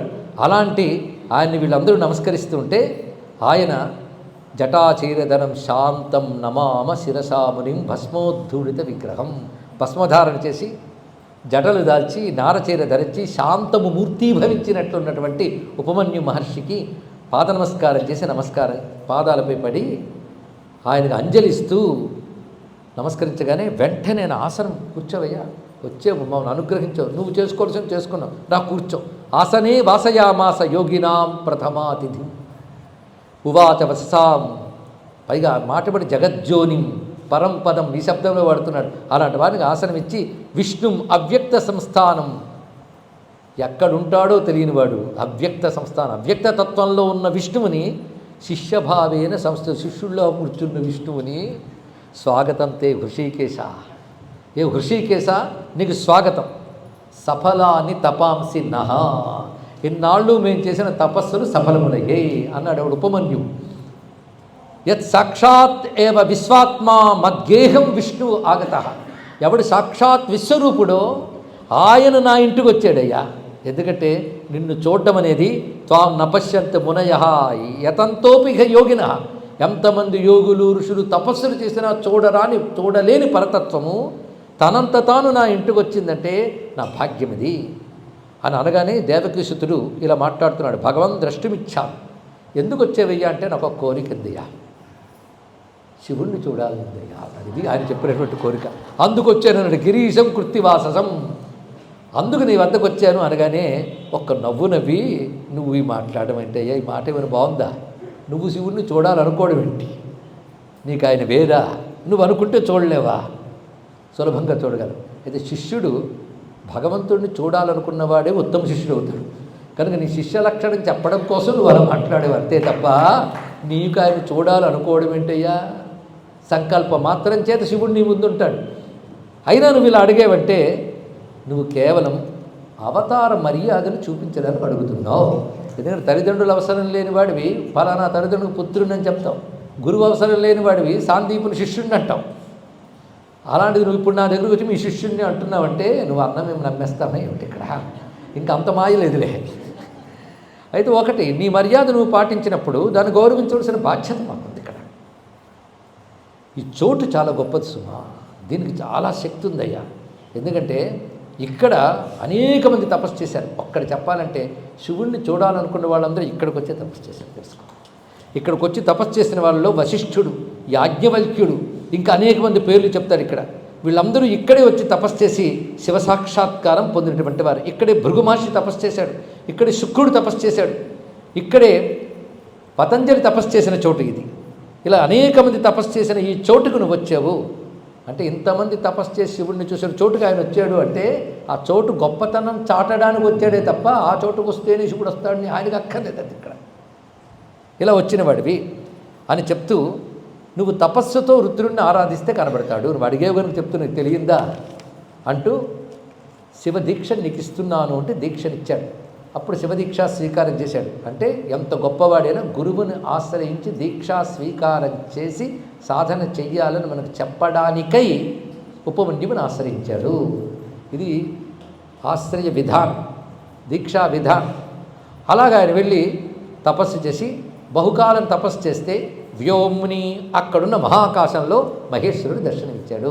ఎలా ఉన్నాడో ఇక్కడ వివరిస్తున్నాడు చూడండి. కిరీటినం గదినం చిత్రమాలం పినాకినం శూలినం దేవదేవం శార్దూల చర్మాంబర సంవృతాంగం దేవ్యా మహాదేవమసౌ దదర్శ. ఈ సాక్షాత్కారం ఒకటి వర్ణన కాదు, శ్రద్ధగా వింటే మనకి సాక్షాత్కారమే. ఎలా కనబడ్డాడు? పైగా మీరు పురాణాలు ఇదిగో పరిశీలన చేయవచ్చు. సాధన చేసిన భక్తుడికి కనబడ్డ భగవంతుడు ఒక్కొక్కరికి ఒక్కొక్క రకంగా కనబడతాడు తప్ప అన్నీ ఒకటి కాదు. అదేదో ఉంది ఇక్కడ. ఈయనకి కనబడ్డవాడు ఎలా ఉన్నాడో వర్ణిస్తున్నాడు. కిరీటము దాల్చి ఉన్నాడు, గద ఒక చేత్తో పట్టుకున్నాడు, శూలం దాల్చి ఉన్నాడు, పినాకం పట్టుకున్నాడు. పినాకం అంటే ధనుస్సు. చిత్రమైన మాలలు దాల్చి ఉన్నాడు, శార్దూల చర్మాంబరం దాల్చి ఉన్నాడు. దేవ్యా మహాదేవ, దేవితో కూడిన మహాదేవుడు సాక్షాత్కరించాడు అంటే అమ్మవారితో పాటు గోచరించాడు. ఆ కనబడ్డవాడు రూపము కాదు, తత్వం తెలుసుకుని వాడెవడో. ప్రభుం పురాణం పురుషం పురస్తాత్ సనాతనం యోగినం ఈశితారం అణోరణీయాం సమనంత శక్తిం ప్రాణేశ్వరం శంభుమసౌ దదర్శ. ప్రాణములకు ఈశ్వరుడైన శివుణ్ణి చూశారు అక్కడ. పరస్వదాసక్తకరం త్రినేత్రం ప్రఫుల్ల చర్మావృత భస్మగాత్రం సముద్గిరం తం ప్రణవం బృహంతం. ఆ శివుడు అలా నిలబడి ఉంటే ఆయన నుంచి ఓంకారం వస్తుంది, ధ్వని అంటే ప్రణవ స్వరూపుడిని చెప్పడానికి ఆ ధ్వని వస్తున్నది. సహస్ర సూర్య ప్రతిమం దదర్శ. ఆ స్వరూపం ఎలాంటిదంటే నయశ్చ దేవా న పితామహోపి నేంద్రో నచాగ్నిర్వరుణో న మృత్యు ప్రభావమజ్జాపి వదంతి రుద్రం తమాదిదేవం పురతో దదర్శ. బ్రహ్మేంద్రాదులు కూడా వర్ణించలేని దర్శించలేని ఆదిదేవుడు ఎదురుగా కనబడ్డాడు. ఆయన గోచరించినప్పుడు ఒక అద్భుతమైన విషయం ఏంటంటే తదా స్వపశ్చద్గిరిశస్య వామే స్వాత్మానం అవ్యక్తమనంత రూపం స్తువంతమీశం బహువిర్వచోభి. ఆ శివునికి వామభాగమనందు తనను చూసుకున్నాడు కృష్ణుడు. అంటే అర్థం శంఖచక్ర గదాపద్మను ధరించి విష్ణు ఉన్నాడు పక్కన. శివునికి ఎడంవైపు శంఖాసి చక్రాన్విత హస్తమాజ్యం. కుడివైపు ఎవడున్నా అంటే కృతాంజలిం దక్షిణత సురేశం హంసాధిరూఢం పురుషం దదర్శ స్తువానమీశస్య పరం ప్రభావం పితామహం లోకగురుం దివిస్థం. ఆయనకి దక్షిణ భాగంలో బ్రహ్మదేవుడు అంశవాహనంపై ఉంటూ స్తుతిస్తున్నాడు. ఇక ఆయన చుట్టూ ప్రమదగణాలు చాలామంది ఉన్నారు. ఒక్కొక్కరు కూడా గణేశ్వరాన్ అర్క సహస్ర కల్పాన్, వేల కొలది సూర్యులు ప్రకాశిస్తున్నట్టుగా ఒక్కొక్కడు కూడా భాషిస్తూ గణేశ్వరుడు అంటే గణములకు నాయకులు ఉన్నారు. వాళ్ళు ఎవరంటే నందీశ్వరాదీన్, నందీశ్వరుడు, భృంగి, రిటి ఇత్యాదులు. వాళ్ళు అమిత ప్రభావాన్, అమిత ప్రభావవంతులు. అలాగే స్వామికి ఇటువైపు అటువైపు మరో ఇద్దరున్నారు. వాళ్ళు ఎవరంటే త్రిలోకభర్తుపురతోన్వ పశ్యత్ కుమారం అగ్నిప్రతిమం గణేశం. అగ్నిలా ప్రకాశిస్తున్నట్టు కుమారస్వామి, గణపతి, వారు ఉభయులు ఉన్నారు. ఇంకా ఆయన స్తుతిస్తూ ఉన్న మండలంలో ఇదంతా మొత్తం శివస్వరూపం. మరీచి మత్రిం పులహం పులస్యం ప్రతేశసం దక్షమథాపి కణ్వం పరాశరం తత్పరతో వశిష్ఠం స్వయంభువం చాపి మనుం దదర్శ. ఆయన కొడుచుకుంటూ దేవతలు మనువులు అందరూ ఉన్నారు. అంటే దేవగణ సమూహ మధ్యంలో సపరివార శివదర్శనం. అది ఇక్కడ ఇటువంటి సాక్షాత్కారం అయిన వెంటనే ఒక్కసారి ఆనందపడిపోయి రెండు చేతులు దోయిరించి కృష్ణ పరమాత్మ స్తుతిస్తున్నాడు. ఇది కృష్ణకృత శివస్థుతి.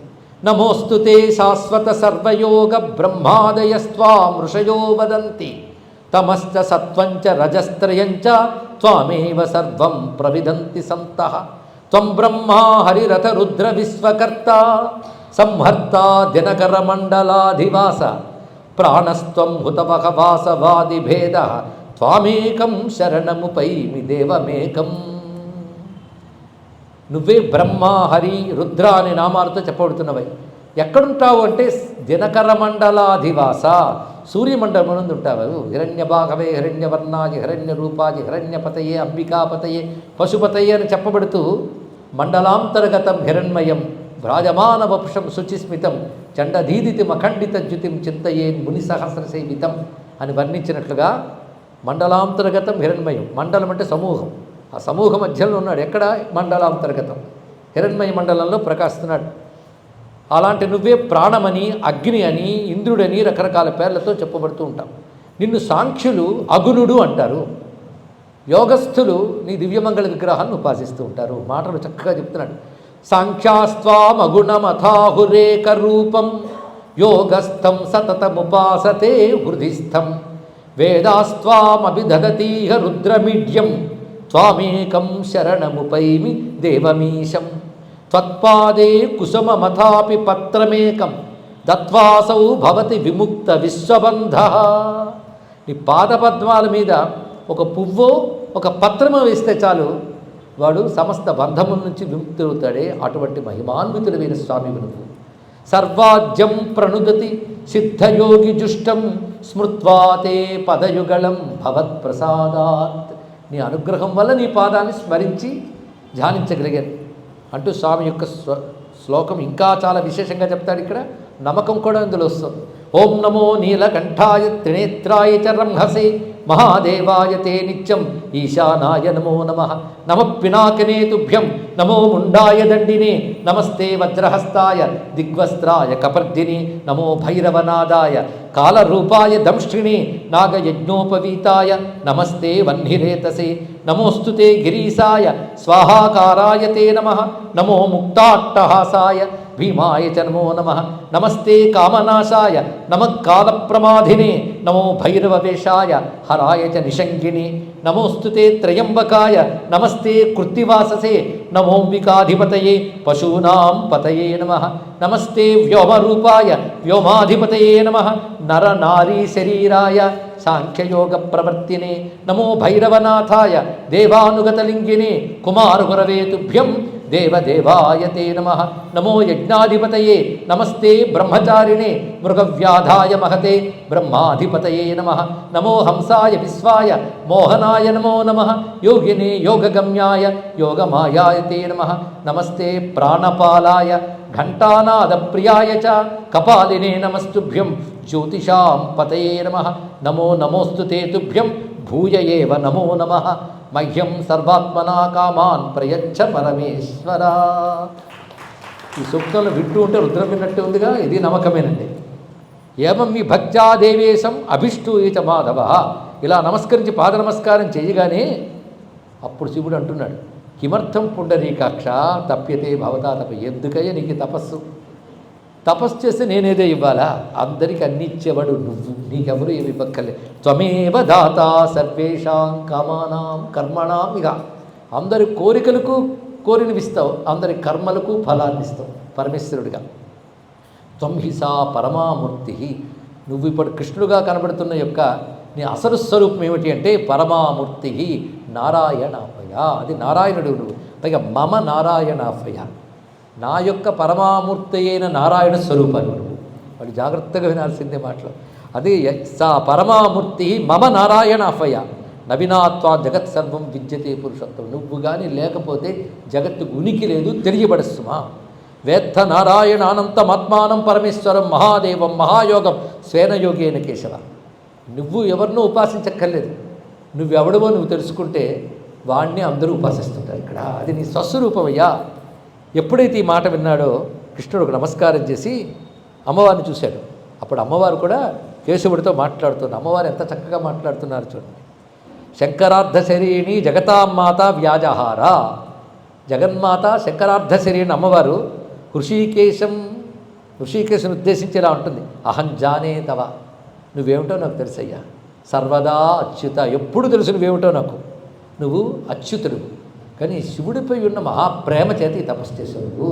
ఆ ప్రేమని భక్తి అంటారు, ఇంకేముంది. అనన్యామీశ్వరే భక్తి మాత్మన్యపచ కేశవ, ఈశ్వరుడి యందు ఎంత ప్రేమ భక్తి ఉందో నాపై కూడా నీకు అంత భక్తి ఉంది. మా ఇద్దరిపై ఉన్న భక్తితో నువ్వు పనిచేసావు. నువ్వు త్వమ్హి నారాయణ సాక్షాత్ సర్వాత్మ పురుషోత్తమ, నువ్వు సర్వాత్మకుడివైన నారాయణుడు పురుషోత్తముడు. ఇప్పుడు ఈ రూపం ఏంటంటే ప్రార్థితో దేవతై పూర్వం సంజాతో దేవకీస్త, దేవతల ప్రార్థనలన్నీ విని నువ్వు దేవకీసుతుడిగా వచ్చావు. పైగా నీ ఆత్మతో నీ ఆత్మస్వరూపాన్ని చూసుకో అన్నది ఇక్కడ గొప్ప మాట. ఇక్కడ అంటే నీతో నిన్ను చూసుకుంటే నువ్వే వాడివి తెలుస్తుంది. నావయోర్ విద్యతే భేదం ఏకం పశ్యత్తు సూర్య, నీకు నాకు మధ్య భేదం లేదు సుమా అంది అమ్మవారు. ఇదేంటి శివుడికి విష్ణువుకి భేదం లేదంటారు, కానీ అమ్మవారు ఏంటంటే మరి శివుడికి శక్తికి కూడా భేదం లేదు కదా. అందుకే నా ఆవయోహ విద్యతే భేదం, నీకు నాకు భేదం లేదు. ఈ విషయం ఎవరికి తెలుస్తుంది? ఏకం పశ్యత్తు సూర్య, జ్ఞానులైన వారు చూస్తారు ఇలాగా. అంటే అలా చూడలేదంటే వాడికి జ్ఞానం లేదు అర్థం అక్కడ. అందుకే ఇమానిహ వరానిష్ట, నీకు నేను వరములు ఇవ్వాలి మేమిద్దరం. ఏవి వరాలు అంటారో అవన్నీ దగ్గర ఉన్నాయ్యా. ఏమిటి? సర్వజ్ఞత్వం తథైశ్వర్యం జ్ఞానం తత్పారమేశ్వరం ఈశ్వరే నిశ్చలా భక్తిం ఆత్మన్యపి పరం బలం, ఇవన్నీ దగ్గర ఉన్నవి. అయితే జాంబవత కోరుకుంది, నాకు నీలాంటి కొడుకు కావాలి, నీలాంటి కొడుకు కావాలని కృష్ణుని అడిగింది. కృష్ణుడు తనలాంటి కొడుకు అంటే తను ఉపాసన చేస్తాడా? అందుకే శివుని తపస్సు చేయడానికి లెట్ట. ఇది చాలా విశేషం. చేసి శివుడిని ప్రార్థించాడు ఇక్కడ. మరి శివుడిని ప్రార్థించాలంటే తనను తాను ఉపాసించడమే, అది దీని యొక్క అందమైన భావం అంటే ఇక్కడ. అందుకు వచ్చాడు ఆయన. అందుకే ఆ వరం తీరుస్తున్నాను ఏమో అడగలేదు ఆయన, బయలుదేరాడు. అలాగా మిషతో బయలుదేరాడు, కానీ ఏం కావాలి జాంబవతి అడిగింది కానీ బయలుదేరాడు. ఇప్పుడు అడగనే లేదు, వీళ్ళే అన్నీ నెరవేరుతాయి అంటున్నారు. ఇలా అంటూ ఉంటే శివుడు ఒకసారి నాతోరా అన్నట్టు చెయ్యి పట్టుకుని కైలాసానికి తీసుకెళ్ళాడు కృష్ణుడు. ఇక్కడ ఎంత అందమైన దృశ్యం చూడండి. అంటే కృష్ణుడు వదలలేకపోయాడు శివుడు. ప్రగృహ్య కృష్ణం భగవాన్ అద ఈశ కరేణ దేవ్యాసక దేవదేవ సంపూజ్యమానో మునిభిస్సురైసై జగామ కైలాసగిరింగిరీశ. ప్రగృహ్య కృష్ణం భగవాన్ అధీశ కరేణ దేవ్యాసక దేవదేవ సంపూజ్యమానో మునిభిస్సురైసై జగామ కైలాసగిరిం గిరీశ. దేవతలందరూ స్తుతిస్తూ ఉండగా పైగా విష్ణువు శివుడు అమ్మవారు మూడు ఒక చోట కనబడితే దృశ్యం ఎంత బాగుంది. అక్కడున్న ఆశ్రవాసులందరూ ఆహాఓహో అని ఆనందిస్తూ ఉంటే వెంటనే ఉన్నట్టుండి శివుడు కృష్ణుడు చేపట్టుకుని రా నాతో అని కైలాసానికి తీసుకెళ్ళిపోయాడు. అమ్మవారితో పాటు అంతర్ధానం అయిపోయాడు. తిన్నగా ఎక్కడికి చేరారంటే కైలాసానికి చేరుకున్నారు. ఇక్కడ ఆ కైలాసంకి చేరగానే ఆ కైలాస గిరివాసులందరూ ఈ కృష్ణుడిని చూసాను దగ్గరకు వచ్చేసరికి మొత్తం ఎలా ఉన్నాడు అంటే చతుర్బాహుం ఉదారాంగం కాలమేఘ సమప్రభం కిరీటనం శాంగపాణిం శ్రీవత్సాంకిత వక్షసం దీర్ఘబాహుం విశాలాక్షం పీతవాస సమచ్యుతం దధానమురసామాలాం వైజయంతీం అనుత్తమాం భ్రాజమానం శ్రియాదివ్యా యువానం అతి కోమలం. మంచి యవ్వనంలో కోమల స్వరూపంగా ఉన్నటువంటి వాడు. సస్మితం సద్గతిప్రదం, చిరునవ్వు నవ్వుతూ భక్తులు సద్గతి ఇచ్చేటువంటి స్వామి. లీలార్థం దేవఖ్యానందవర్ధన వ్రాజమాన శ్రియా కృష్ణ చచార గిరికందరం.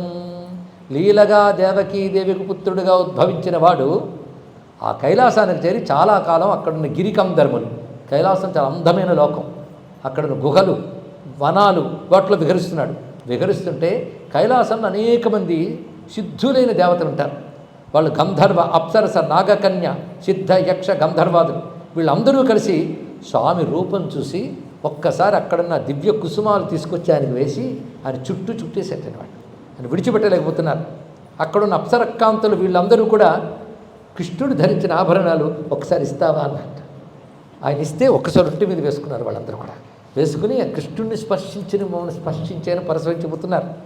అందుకే వాళ్ళ యొక్క ఆనందాన్ని చక్కగా వర్ణిస్తున్నట్టు. దృష్ట్వాచకమిరే కృష్ణం సంస్థుతం శుచిభూషణా కాశ్చిత్ గాయంత వివిధం గానం గీత విశారదా.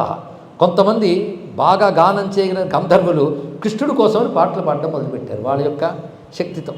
పైగా ఆయన చూసి అందరూ మోహితులైపోయి పరవశించి వాళ్ళు మేనులు వారు మరిచిపోయి స్వామి యొక్క కాశ్చిత్ భూషణవర్యాన్ని స్వాంగాదాదాయ సాదరం భూషయాన్ చక్రరే కృష్ణం కన్యాలోక విభూషణం. కొందరు ఏం చేశారంటే ఆయన ఆభరణాలు లాక్కుని వేసుకున్న వాళ్ళు కొందరైతే, కొందరు ఆభరణాలు తెచ్చి ఆయనకు వేశారు. వేసి ఆనందంగా చూస్తున్నారు. పైగా కొందరు తట్టుకోలేకొచ్చి ముద్దు పెట్టుకున్నారు. ఆయన చేతులు పట్టుకుని వదలట్లేదు, ఆయన కాళ్ళు చుట్టేశారు. ఎంతమంది అప్సరకాంతలు, గంధర్వకాంతలు, సిద్ధకాంతలు చుట్టూ ఉంటే అంతమందితో కృష్ణుడు ఎంతమంది ఉన్నారో అన్ని రూపాలు ధరించి బహూని కృత్వా రూపాని, బహురూపములు ధరించి పూరయామాస లీలయా, వాళ్ళకి తనపై ఉన్నటువంటి ఆ భక్తిని చూసి వాళ్ళందరినీ ఆనందంతో నింపేశాడు. ఆనందం పేరు రసము, దాని భావమే రాసము. అది లీలగా అనుగ్రహించి రాస లీల చేసేటువంటి కైలాసంలో కృష్ణ పరమాత్మ వాళ్ళందరినీ ఆనందింపజేశాడు. ఇక్కడ ఏవం వై రుచిరంకాలం దేవదేవ పురే హరి రేమే నారాయణ శ్రీమాన్ మాయయా మోహయం జగత్. అలాంటి కృష్ణ పరమాత్మ కైలాసంలో ఉన్న వాళ్ళందరినీ ఆనందింపజేస్తూ అక్కడున్నాడు. అంటే కైలాసముడు గోలోకం అయిపోయింది, అంత అద్భుతం చేశాడు ఆయన. ఇదంతా శివునికి పార్వతికి ఆనందంగా ఉంది. ఇక్కడ ద్వారకుల వాళ్ళు మాత్రం కృష్ణ వియోగం తట్టుకోలేకపోతున్నారు. ఏదో జాంబవతి చెప్పిందిలో తపస్సు వెళ్ళట్టే, ఎక్కడికి వెళ్ళాడో తెలియదు, ఏమిటో తెలియదు. వీళ్ళందరూ బాధపడుతూ ఉంటే అప్పుడు సుపర్ణో బలవాన్, నేను చూసొస్తాను గరుత్మంతుడు బయలుదేరాడు. కృష్ణావతారంలోనే పిలిస్తే గరుత్మంతుడు రావడం, పనులు చేసి పెట్టడం, ఆ అవతారంలోనే గరుత్మంతుడు వెళ్ళి ముందుగా ఉపమన్యాశ్రమానికి వెళ్ళాడు. ఉపమన్యు ఇక్కడే తపస్సు చేశాడు, ఏమేడో తెలియదంట, అమాయకం, కొన్ని దేవరహస్యాలు కదా. ఇటు తిరిగాడు వీడు తిరిగి వచ్చి ద్వారక దగ్గర కనబడలేదన్నాడు. ఇలా ఉంటే వీళ్ళందరూ దిగులు పడిపోయారు. ద్వారకవాసులు కృష్ణ వియోగం ఎవరు తట్టుకోగలరండి. దానితో అక్కడికి నారదుల వారు ఒకసారి వచ్చారు. ఆయన రాగానే అందరూ ప్రాణాలు లేచొచ్చినట్టున్నాయి.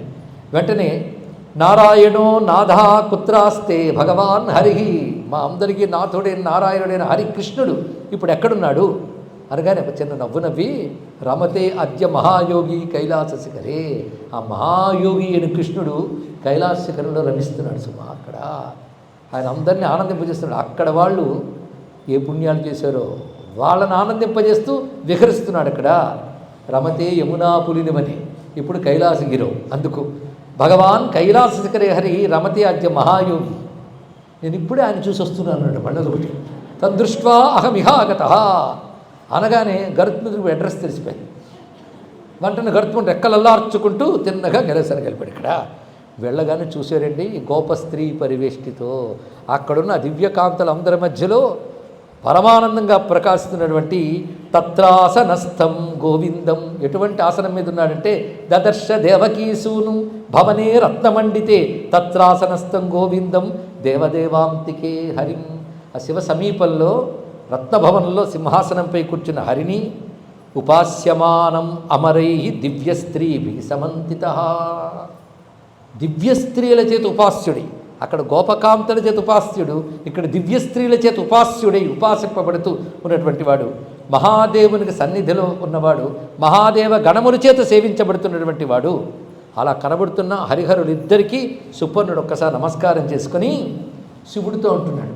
ఆయన ఊరొచ్చాడు కదా, మొత్తం ద్వారకావసులందరూ వియోగంతో ఉన్నారయ్యా స్వామి కోసం. అంటే శివుడు చిన్న నవ్వు నవ్వి, ఎంతకాలం నువ్వన్నా నాకు తనివి తీరదు కానీ వెళ్ళాలి కదా అన్నట్ట. అప్పుడు హరి సరే అని గరుత్మంతుని మీద ఎక్కబోతుంటే అక్కడున్న దేవకాంతలు కన్నీళ్ళు ఆగలేదు. మునులు దేవకాంతలందరూ కూడా అని చుట్టి ఎలా విలపిస్తున్నారు, వివరిస్తున్నారు ఇక్కడ. అజగ్ముర్ దేవగంధర్వ ద్రష్టం లోకాదిమవ్యయం, వీళ్ళందరూ కూడా ఆ విధంగా చుట్టూ తిరిగిపోయి బాధపడుతూ ఉంటే మందహాసం చేస్తూ అక్కడి నుంచి వచ్చేసాడు. వచ్చి ద్వారకకు చేరుకున్నాడు. ద్వారకకు చేరగానే ఇంకా ద్వారకావసలు ఉత్సవం ఉత్సాహం పట్టలేదు. ద్వారకకు చేరుకుని ఆయన మళ్ళీ ద్వారకలు ఉంటూ ఉండగా ఒక రోజున అక్కడికి అజగ్ముర్దేవగంధర్వా ద్రష్టం లోకాదిమవ్యయం మహర్షయ పూర్వజాతా మార్కండేయాదయో ద్విజా. మార్కండేయాది మహర్షులు కృష్ణుడిని చూడాలని ద్వారకకు వచ్చారు. ఎప్పుడు ద్వారకలో దేవతలు మహర్షులే. ఎందుకంటే పరమాత్మ అక్కడ ఉన్నాడు. అక్కడున్న పరమాత్మను చూడటం కోసం వైకుంఠానికి వెళ్ళడం మానేశాడు. ఎందుకంటే గోలోక వైకుంఠాల్లో ఉన్నవాడు ఇక్కడికి వచ్చి కూర్చుంటే ఏం చేస్తారు, ఆయన వద్దకే వస్తున్నారు అందరూ. అలా వచ్చినప్పుడు వాడు ప్రాతకాలం వచ్చారట. వచ్చిన వెంటనే ననామతుత్థాయ శిరస, వాళ్ళందరూ పరమాత్మ పరమేశ్వర అంటున్నప్పటికీ తాను మర్యాద మాత్రం అభినయం భలే చేస్తారండి. లేచి వాళ్ళందరికీ ననామ ఉత్థాయ శిరస శ్వాసనంత దదోవరికి వాళ్ళందరికీ చక్కగా ఎదురుకు వెళ్ళి నమస్కారం చేసి ఆసనమునిచ్చి సంపూజ్యతాన్ ఋషిగణాన్ ప్రణామేన సహానుగ, తన వారితో పాటు ఋషులకి అర్చన చేశాడు. ఆడి తర్వాత వారందరికీ నమస్కారం చేసి తాను చేయవలసిన నిత్యకృత్యములు చేశాడు. మధ్యాహ్న సమయం అయ్యింది కనుక అప్పుడు ఆయన స్నాత శుక్లాంబర ప్రాతకాల కృత్యములైన తర్వాత ఋషులతో మాట్లాడి మధ్యాహ్నం అవగానే ఋషులు ఈయన మాధ్యాహ్నికం చేయడానికి వెళ్ళాట. అంటే ఆ సమయంలో చేసింది ఆ సమయం. ఏమైనా పొద్దున కబుర్లు చెప్తూ మధ్యాహ్నం సంధ్యావందనం మానేసాడు అనకుండా ఎన్ని కబుర్లు చెప్పినా అప్పటికి ఆ పని చేసేయాలి. ఇదేమిటో భారతంలో రామాయణంలో సకాలంలో వాళ్ళు చేసిన అనుష్ఠానం గురించి ఎంత వర్ణిస్తారు. ఈ అనుష్ఠానాన్ని మానేసి ఎన్ని కబుర్లు చెప్పినా ధర్మం ఉద్ధరింపబడి తెలుసుకోండి. ఇక్కడ అనుష్ఠించకపోతే ధర్మం దేనికండి? ఇక్కడ అధ్యయనం చేసిందంతా అనుష్ఠించినప్పుడే అనుభవం వస్తుంది తెలుసుకోండి. ఇక్కడ అందుకే అధ్యయనం అనుష్ఠానం అనుభవం మూడే పెట్టుకోవాలి. ఇక్కడ అది ఇక్కడ చూపిస్తున్నాడు. అందుకే స్నాత శుక్లాంబర ఈ వర్ణాన్ని ఎందుకు చేస్తున్నాడంటే అవతార పురుషుడైన కృష్ణుడు అవసరం లేకపోయినా అవతారం ఎత్తాడు కనుక ఏం చేస్తాడు, ఏం చేయాలో అదే చేస్తాడు. ఇక్కడ ఎందుకు? లోక సంగ్రహార్థం చేస్తున్నటువంటి విషయం ఇది. స్నాత శుక్లాంబర అని స్నానం చేసి మడి వస్త్రాలు కట్టుకొని భానుముపతిష్ట కృతాంజలి, సూర్యాదుల చేత నమస్కరింపబడే సూర్యమండలాధిష్టాతే నారాయణుడు సూర్యుడికి నమస్కారం చేస్తున్నాడు మధ్యాహ్న కాలంలో. మధ్యాహ్నం సంధ్యావందనం చేస్తున్నాడు. జతాప జాప్యం విధివత్, అప్పుడేం జపం చేయాలో అది చేసి ప్రేక్షమానో దివాకరుని ఆ విధంగా చూస్తూ మధ్యాహ్నకాల జపం చేసి తప్పయామాస దేవేశ దేవాన్ పితృగణాన్ మునీన్. మధ్యాహ్న కాలంలో కానీ నిత్య పితృతర్పణ చేయాలి. అది కూడా చేస్తున్నాడు. చూడండి, విధానం ఏమీ తప్పలేదు. భాగవతంలో కూడా ఇదే వర్ణిస్తాడు. తన ధర్మాన్ని తూచా తప్పకుండా పాటించాడు కృష్ణ పరమాత్మ. అందుకే ధర్మ విగ్రహుడు, ధర్మానికి ఆచార్యుడు కృష్ణుడు. అందుకే తప్పయామాస దేవేశో దేవాన్ పితృగణాన్ మునీన్ అది చేసి దేవతా మందిరంలోకి వెళ్ళాడట. దేవతార్చన చేసుకోవడానికి వెళ్ళాడు. అయితే మార్కండేయాదులు ఎక్కడుండాలన్నా వాళ్ళ సాధన వాళ్ళు చేసుకుంటున్నారు. ఈయన తిన్నగా ప్రవిశ్య దేవభవనం వెళ్ళి పూజయామాస, పూజ చేస్తున్నట్టు. ఎవరిని అంటే లింగస్థం భూతేశం భూతిభూషణం, ఆ శివలింగంలో శివుడిని ఆరాధన చేస్తున్నాడు. సమాప్య నియమం సర్వం నియంతాస స్వయం రుణాం, ఆ విధంగా చేసి ఇంతమంది విప్రోత్తములు వచ్చారని అతిథులందరినీ భోజనం ఏర్పాటు చేశాడు. ఆ దినచర్య ఎంత బాగుందో చూడండి. మధ్యాహ్నం కృత్యమైన వెంటనే దేవతార్చన చేసి దేవతకు నివేదించిన దాన్ని భోజయిత్వా మునివరం బ్రాహ్మణాన్ అభిపూజ్యచ కృత్వాత్మయోగం విప్రేంద్ర అలా కూర్చున్నారు. కూర్చుని కాసేపు మార్కండేయ మహర్షులు వచ్చారు కనుక కథాం పౌరాణికీం పుణ్యాంచక్రే పుత్రాదిభిర్వృత. ఆ పిల్లలకి వీటిని చేసలేదండి, అందుకు బయటకు వెళ్ళిపోయారు. నేను మాత్రం ఋషులతో కూర్చొని కబుర్లాడతాను అనకుండా పిల్లలతో కూర్చొని మార్కండేయ మునితో పౌరాణిక చర్చ చేసేట. ఎంత గొప్ప బాగుందో చూడండి. ఇది సరిగ్గా నారదుల వారు కృష్ణుడిని చూడడానికి వెళ్ళినప్పుడు ఒక్కొక్క చోట ఒక్కొక్కలా కనబడతాడే అది గుర్తు వస్తుంది. అది కృత్వా పౌరాణికీం పుణ్యాం చక్రే పుత్రాదిభిర్వృత, తన పుత్రులందరితో కూర్చొని మహర్షుల ముందు కూర్చొని మాట్లాడుతున్న. ఇంటికి పెద్దవాళ్ళు వచ్చినప్పుడు సంతానంతో కలిసి సద్విషయాలు మాట్లాడితే ఆ సంతానానికి సత్సంస్కారాలు వస్తాయి. అదే మా పిల్లలకి ఏం పట్టవండి, మేము మాత్రం వింటామండి నిద్రపోతాం. ఇది పరిస్థితి. పిల్లలకి సంస్కారాలు కృష్ణ పరమాత్మ నేర్పుతున్నాడు. వాళ్ళందరితో పాటు కూర్చున్నాడు. అంటే అక్కడ కూర్చున్న ప్రద్యుమ్నుడు, అనిరుద్ధుడు వీళ్ళందరితో పాటు కూర్చుని ఆయన పౌరాణిక చేశాడు. అప్పుడు మార్కండేయుడు అంతా మాట్లాడి హసన్ కృష్ణం బభాషే నవ్వుతూ అడిగట. నవ్వుతూ అని అడిగడంలోనే ఏదో ఉంది. అంటే తెలియక కాదు, ఆయన నోట వినాలని. కొన్ని బలి ఉంటాయండి. కహ సమారాధ్యతే దేవో. ఇక్కడ మేమందరం కూర్చొని ఏం చేశాను తెలుసా? నువ్వు లోపలికి వెళ్ళినప్పుడు నిన్ను ధ్యానిస్తూ ఉన్నావు. ఇంతవరకు ఎదురుగా చూసిన వాళ్ళు లోపల ధ్యానిస్తూ ఉన్నావు. నీ నామమే అంటూ పరవశించిపోయావు. నువ్వు మా దేవతామంత్రుడుగులు ఏం చేశావు అది మాకు తెలుసుకోవాలయ్యా. కస్ సమారాధ్యతే దేవో భవతా కర్మభిశుభై. ఏ కర్మలతో ఏ దేవతను ఆరాధన చేస్తావు తెలుసుకోవాల్సింది. నీకు కర్మ చేయవలసిన అవసరం లేదు. నువ్వు ఒక దేవతను ఆరాధించవలసిన అవసరం లేదు. ఎందుకంటే బ్రూహిత్వం కర్మభి పూజ్య యోగినాం ధ్యేయవచ. అందరూ కర్మలతో ఆరాధించేది అచ్యుతుని. అది ఏ కర్మలు చేసినా అచ్యుతుని ఆరాధిస్తాడు. అలాంటి అచ్యుతుని కర్మ చేయవలసిన అవసరం ఉంది. పై యోగినాం ధ్యేయత్వం. నువ్వు యోగులకు ధ్యేయ వస్తువు. అంటే యోగులు ధ్యానించేది నిన్ను. ఆడు నువ్వెవరిని ధ్యానిస్తావు? నువ్వేం కర్మ చేసావు? ఎందుకంటే ఎవరైనా ఆరాధించేది పరమం బ్రహ్మ నిర్వాణం అమలం పదం. అది త్వంహి, అది నువ్వే. త్వంహి పరమం బ్రహ్మ తత్పరమం బ్రహ్మ నిర్వాణం అమలం పదం. ప్రతిదీ తత్పరమం బ్రహ్మ నిర్వాణం అమలం పదం. అయితే ఈ రూపంతో వచ్చినంత మాత్రాన నీ బ్రహ్మతత్వానికి ఏమీ లోటు లేదు. అందుకే అవతరించి మానవుడిగా వచ్చిన బ్రహ్మతత్వం చ్యుతం కాకుండా తిరిగిన వాడివి కనుక నువ్వు అచ్యుతుడివి. నీ బ్రహ్మతత్వానికి అక్కడ లోటు లేదు. నువ్వు సర్వవ్యాపకుడివి. సర్వవ్యాపకుడు ఎలా అవుతాడయ్యా? ద్వారకలో ఒకనొక భవనంలో ఉన్నాడంటే అలా ఉన్నా సర్వవ్యాపకుడివి. అదే నీ ప్రత్యేకతయ్యా. అందుకే ఈ రూపం రావడానికి కారణం భారావతరణార్థాయ జాతో వృష్ణికులే ప్రభువు. భూభారం తొలగించడం కోసమని ఈ వృష్టి వంశంలో ఉద్భవించావు అనగానే మహాబాహు కృష్ణ తమ బ్రవీత్. ఆయన మాట్లాడుతున్నాడు. ఎవడాయన అంటే బ్రహ్మవిదాంబర. ఆయన కృష్ణుడు మాట్లాడుతున్నాడు. భవతా కథితం సర్వం తథ్యమేవ న సంశయ. నువ్వు చెప్పిందంతా సత్యమే. తథాపి అయినా నేను దేవం ఈశానం పూజయామి సనాతనం. సనాతనం నేను ఈశ్వరుని పూజిస్తాను. ఎందుకంటే ఆయన అంటే ప్రేమ కనుక. ఏమీ లేదు. ఆయన పూజించేది తక్కువ అయిపోయాడు కాదు. ఆయనంటే ప్రేమ. ఎక్కువ తక్కువలు లేవు. ఒకరితో ఒకరికి హృదయానుబంధం. అదే పూజ, మరొకటి కాదు. అది విష్ణువు శివుడిని పూజించినంత మాత్రాన విష్ణువు తగ్గిపోలేదు, శివుడు పెరిగిపోలేదు. శివుడు విష్ణువుని ధ్యానింత మాత్రాన ఇద్దరు ఎక్కువ తక్కువలు కాలేదు. వారి యొక్క అనుబంధం ప్రేమ అలాంటిది. ఇద్దరు ఒకే తత్వం. అందుకే రెండైనా ఒకరు ఆ తత్వంతోనే ముడిపడి ఉన్నారు. అదే ఆరాధన. నమే విప్రాస్తి కర్తవ్యం. ఇది కృష్ణుడి బోధ. నమే విప్రాస్తి కర్తవ్యం. విప్రా నమే అస్తి కర్తవ్యం. నా కర్తవ్యమే లేదు. నానవాప్తం కథంచన. పొందవలసింది లేదు, పొందనిది లేదు. నేను చూడండి ఇక్కడ నేను పొందనిది లేదు. అన్నీ నావే, అన్నీ నాకున్నాయి. అలాగే నేను పొందనిది లేదు, పొందవలసినది లేదు. ఇది పొందాలి అనేది లేదు. ఇది పొందాలి అంటే అది లేదని కదా అర్థం. అది లేకపోవడం అది ఉందనే కదా అర్థం. పరిపూర్ణుడికి పొందాల్సింది లేదు. అందుకే నాకు నా అనవాప్తం కథంచన అయినప్పటికీ పూజయామి తథాపి ఈశం. ఈ తథాపి ఈశం అనేది కొనసాగుతుంది. పూజయామి తథాపి ఈశం. ఎందుకంటే జానన్వై పరమం శివం. శివుడు అంటే ఏమిటో నాకు తెలిసి ఆరాధన చేస్తున్నాను. ఎందుకంటే నవై పశ్యంతి తే దేవం మాయయా మోహిత జనా. శివుడంటే మాయతో మోహితులైన వాళ్ళకి తెలియబడడు. కానీ మాయ కప్పేసిన వాడు శివుడిని తెలుసుకోలేరు. తతశ్చైవ ఆత్మనో మూలం జ్ఞాపయన్ పూజయామితం. నాకు మూలమైన నన్ను చెప్పడం కోసం శివుడిని పూజించాలన్నాడు. ఆత్మనో మూలం. నాకు మూలమేది? బ్రహ్మం. అదెవరు? నేనే. అదే శివుడు. అది చెప్పడం కోసం ఆరాధన చేశాను. నచ లింగార్చన. ఇంకొక మాట చెప్తున్నాను విను. ఇది కృష్ణుడిచ్చిన ఒక గీత. నచ లింగార్చనాత్ పుణ్యం లోకే దుర్గతి నాశనం. దుర్గతులు పోగొట్టడంలో లింగారాధన కంటే పుణ్యమైన కర్తవ్యం మరొకటి లేదు సుమా. దుర్గతులు పోగొట్టడం లింగార్చనకి మించినది లేదు. అది నిత్య లింగార్చన చేయడం విశేషమైన అంశం. ఎందుకంటే తథా లింగై హితాయేషాం లోకానాం పూజయచ్చివం. లోకహితంకి లింగార్చనయే ముఖ్యమని చెప్పడం కోసం లింగార్చన చేశారు. ఇక్కడ అది ఆదర్శం చూపిస్తున్నాడు ఆయన.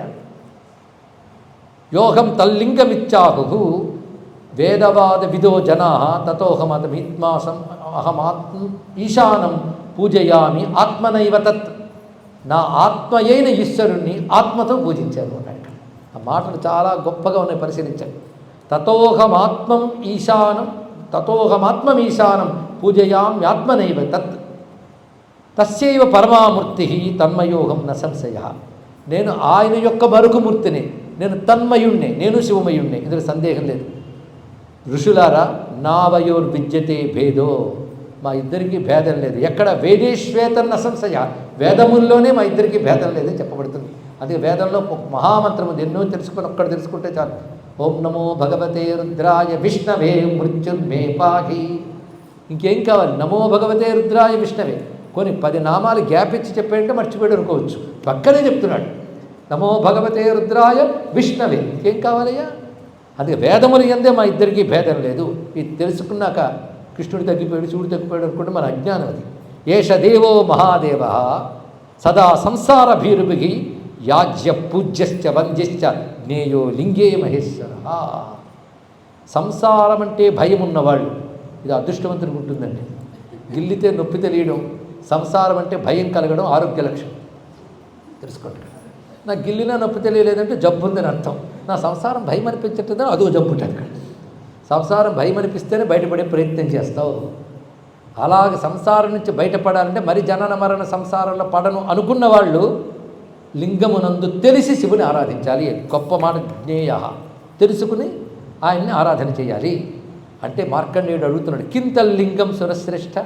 ఏ మార్కండేయుడికి తెలియదా? అవన్నీ చేసే మార్కండేయుడు అయ్యాడు ఆయన. పక్క వాళ్ళందరికీ తెలియాలి, ఋషులందరికీ, వాళ్ళ ద్వారా లోకానికి తెలియాలి. ఆ లింగం అంటే ఏమిటి, దాన్ని ఆరాధన చేయడం ఏంటి, ఇది గహనంగా కనబడుతుంది, కొంచెం చెప్తావా అంటే, లింగం అంటే అవ్యక్తం లింగం ఇత్యాహు. ఒకటే మాట. లింగం గురించి నోటుకొచ్చిన మాటలు ఎవడో వాగితే నిజమనుకుని మనము వాగుతూ ఉన్నాం. లింగతత్వం అద్భుతంగా అనేక గ్రంథాల్లో చెప్పబడుతుంది. ఇక్కడ కృష్ణుడు చెప్తున్నాడు. కృష్ణుడు ఋషులతో చెప్తున్నాడు కనుక క్లుప్తంగానే చెప్పాడు. మనకైతే అధ్యాయాలు అవసరం, ఋషులకు ఆ మాట పాటించాలి. అవ్యక్తం లింగమిచ్చాహు, ఇది గుర్తుపెట్టుకున్న చాలండి. ఎవడే లింగం గురించి అంటే అవ్యక్తమే లింగము. అవ్యక్తము అంటే నామరూపాదులతో వ్యక్తము కాని బ్రహ్మతత్వమే లింగము సుమా. దాని అసలు స్వరూపం ఏంటంటే ఆనందం జ్యోతి అక్షయం. 3 అవ్యక్తం, ఆనందం, జ్యోతి, అక్షయం, మొత్తం 4 పేర్లు. ఈ జ్యోతి అనే మాట గురించి బ్రహ్మసూత్ర భాష్యంలో శంకరుడు చాలా గొప్పగా చెప్పారు. జ్యోతి అంటే దీపమని అగ్ని అని చెప్పలేదయ్యా. సూర్యాది జ్యోతిష్యులు కూడా చెప్పలేదు. సూర్యాదులకు కూడా జ్యోతిష్య ఎవడిచ్చాడు? సూర్యాదులు లేకపోయినా ఎవడు జ్యోతిస్వరూపంగా ఉంటాడో వాడిని జ్యోతి అన్నారు. అది జ్యోతిషామపియ జ్యోతి అన్నారు. అది అందరిలో లీనమై ఉంటుంది కనుక దాన్ని లింగం అన్నారు. కలిపితే జ్యోతిర్లింగం అన్నారు. అది ఇక్కడ అది అవ్యక్తం. లింగం అంటే ఘనీభవించిన ఆనందం అన్నాడు. అద్భుతమైన విషయం. తెలిస్తే ఆనందమే ఘనీభవించే లింగ రూపం ఉంది. కానీ అక్షయం, ఆనందం, జ్యోతి అవ్యక్తం. వేదా మహేశ్వరం దేవమాహు లింగినమవ్యయం. వేదములు ఈ తత్వంతో ఉన్న మహేశ్వరుని లింగరూపి అంటున్నాయి. మళ్ళీ అవ్యయం మరొక మాట కలిపాడు ఇక్కడ. ఇవన్నీ లింగానికి పర్యాయ పదాలు. అవ్యయము, జ్యోతి, అక్షయం. మరి లింగం అంటే ఏమిటి? అన్నిట్లో ఏది లీనమయ్యిందో, దేని యందు అన్నీ లీనమై ఉన్నాయో అది లింగము. భౌతికార్థంలో ఒకదాన్ని గుర్తు చేసేది లింగం. ఇది డిక్షనరీ మీనింగ్. గుర్తు చేసేది. శివుడు మనకు తెలియదు, శాస్త్రముల్లో ఉంది, కానీ శివుడు కావాలనుకుంటున్నాం. ఆ శివుడిని గుర్తు చేస్తుంది కనుక దాన్ని లింగం అంటారు. అది చూడగానే శివుడు గుర్తొస్తాడు. ఇది శుద్ధ భక్త్ మెటీరియల్ మీనింగ్. కానీ లింగం అనేది పరతత్వం యొక్క పేరుట.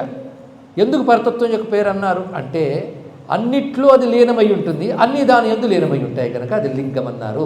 లీయమానమిదం సర్వం బ్రహ్మణ్యేవకి లీయతే లయనా లింగముచ్యతే. అది లింగారాధన ఎలా చేయాలంటే లోకం లింగాత్మకం జ్ఞాత్వా యోచ్యయేత్ శివలింగకం. ఈ జగత్తంతా లింగస్వరూపమే తెలిసి ఎవడు శివలింగారాధన చేస్తున్నాడో వాడికి జగమంతా శివమే అవుతుంది. శివమే అంటే శుభస్వరూపమే అవుతున్నది. ఎందుకంటే అన్నిట్లో ఆయనే ఉన్నాడని పట్టేస్తే అన్నిట్లోంచి ఆయన కాపాడతాడు. ఈ సూత్రం గుర్తుపెట్టుకుంటే చూడు, అన్నిట్లో ఆయనే ఉన్నాడని తెలిస్తే అన్నిట్లోంచి ఆయన కాపాడతాడు. అది తెలిసి తెలియని వాడే ప్రహ్లాదుడు. కరడంబోది కరండు గాలి అన్నాడు కనుక అన్నిట్లోంచి కాపాడాడు ఆయన ఇక్కడ. ఆ తెలివి లేకపోవడం వల్ల భయం వేస్తుందండి. భయం వేస్తుందనేవాడు భక్తుడు కాడండి. భయం భక్తి కలిసి ఉండవు. వెలుగు చెట్లు చీకటి కలిసి ఉండవు. రేపేమైపోతుందో అదుగు భయం. ఎవడు బాగానే ఉంటాడు, రేపేమైపోతుందో బయట. కాలం ఈశ్వరుడిని తెలిస్తే రేపటికి భయపడ్డు, ఎల్లుండికి భయపడ్డు. కృష్ణుడున్నాడు. ఆ భక్తి పెద్ద జ్ఞానం లేకపోయినా ఈ జ్ఞానం ఉన్నా చాలు. అంతటా ఆయన ఉన్నప్పుడు దేనికి భయపడాలి నువ్వు? ఒక్క భావం ఉన్నే చాలు. అందుకే భక్తికి మొదటి లక్షణము అభయం. అందుకే సర్వత్రా లింగరూపే ఉన్నాడు ఆయన. లింగ శబ్దం ఒక దివ్యమైన బ్రహ్మమునికి సంబంధించిన పదం ఇది ఇక్కడ. అందుకే ఈ లింగోద్భవం విషయం నీకు చెప్తున్నాను అంటూ ఏకార్ణవమప్పుడు బ్రహ్మ విష్ణువుల యొక్క ఘర్షణ మధ్యలో మహాలింగం ఆవిర్భవించడం, ఆ లింగం యొక్క ఆద్యంతములు తెలియకపోవడం, ఈ కథంతా కృష్ణుడు చెప్తాడు ఇక్కడ మార్కండేయుడికి. నేను కథ చెప్పట్లేదు, కథ చెప్పాడని చెప్పాను ఇక్కడ. అక్కడ ఆ మహాలింగానికి బ్రహ్మ విష్ణుడు చేసిన స్తుతి ఒకటి ఇక్కడ చెప్తున్నాడు కృష్ణుడు. 7 శ్లోకాలు. 7 శ్లోకాల్లో 2వ పాదమంతా ఒకటే వాక్యం, నమ శివాయ శాంతాయ బ్రహ్మణే లింగమూర్తయే. ఈ వాక్యం అన్నింటిలో కామన్ మొక్కటంలాగా. ఇంత చేసి ఒక్క వాక్యమే, 7 వాక్యాలే. 7 వాక్యాలు గుర్తుపెట్టుకుంటే ఇంకేం కావాలి? సప్తకం. అనాది మూల సంసార రోగ వైద్యాయ శంభవే. ఇది ప్రారంభం అండి. అనాది మూల సంసార రోగ వైద్యాయ సంభవే. ఈ సంసారంకి మాయకో పేరు పెట్టాడు, అనాది. ఎప్పుడు మొదలైందో తెలియదు. కొంతమంది పెద్ద రీసెర్చ్ మొదలు చెప్పలేమని దాని రీసెర్చ్ ఏమిటయ్యా? కనుక ఎప్పుడు మొదలైంది సంసారం, ఎప్పుడు మొదలైంది మాయ అంటే అనాది. అనాది అయితే మరి ఎందుకు చర్చించారు? మూలం కనుక. ఈ పుట్టుకలన్నిటికి మూలం కనుక అనాది మూలం.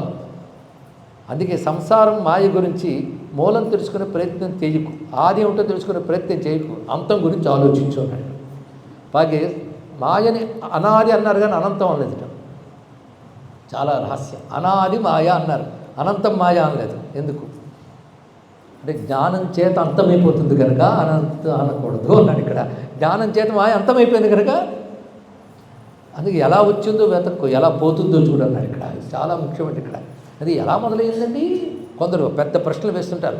ఈ జన్మ కారణం పూర్వజన్మ కర్మ, ఒప్పుకుంటాం. దానికి ఇంకా పూర్వజన్మ, ఇలా అదితో దేనికో మొదలు ఉండాలి కదా. అదేంటో చెప్పండి అంటే నీకు అక్కర్లేదు, నా జ్ఞానం ఈశ్వరుడు ఇవ్వలేదు, నీకు ఎందుకు గోలా.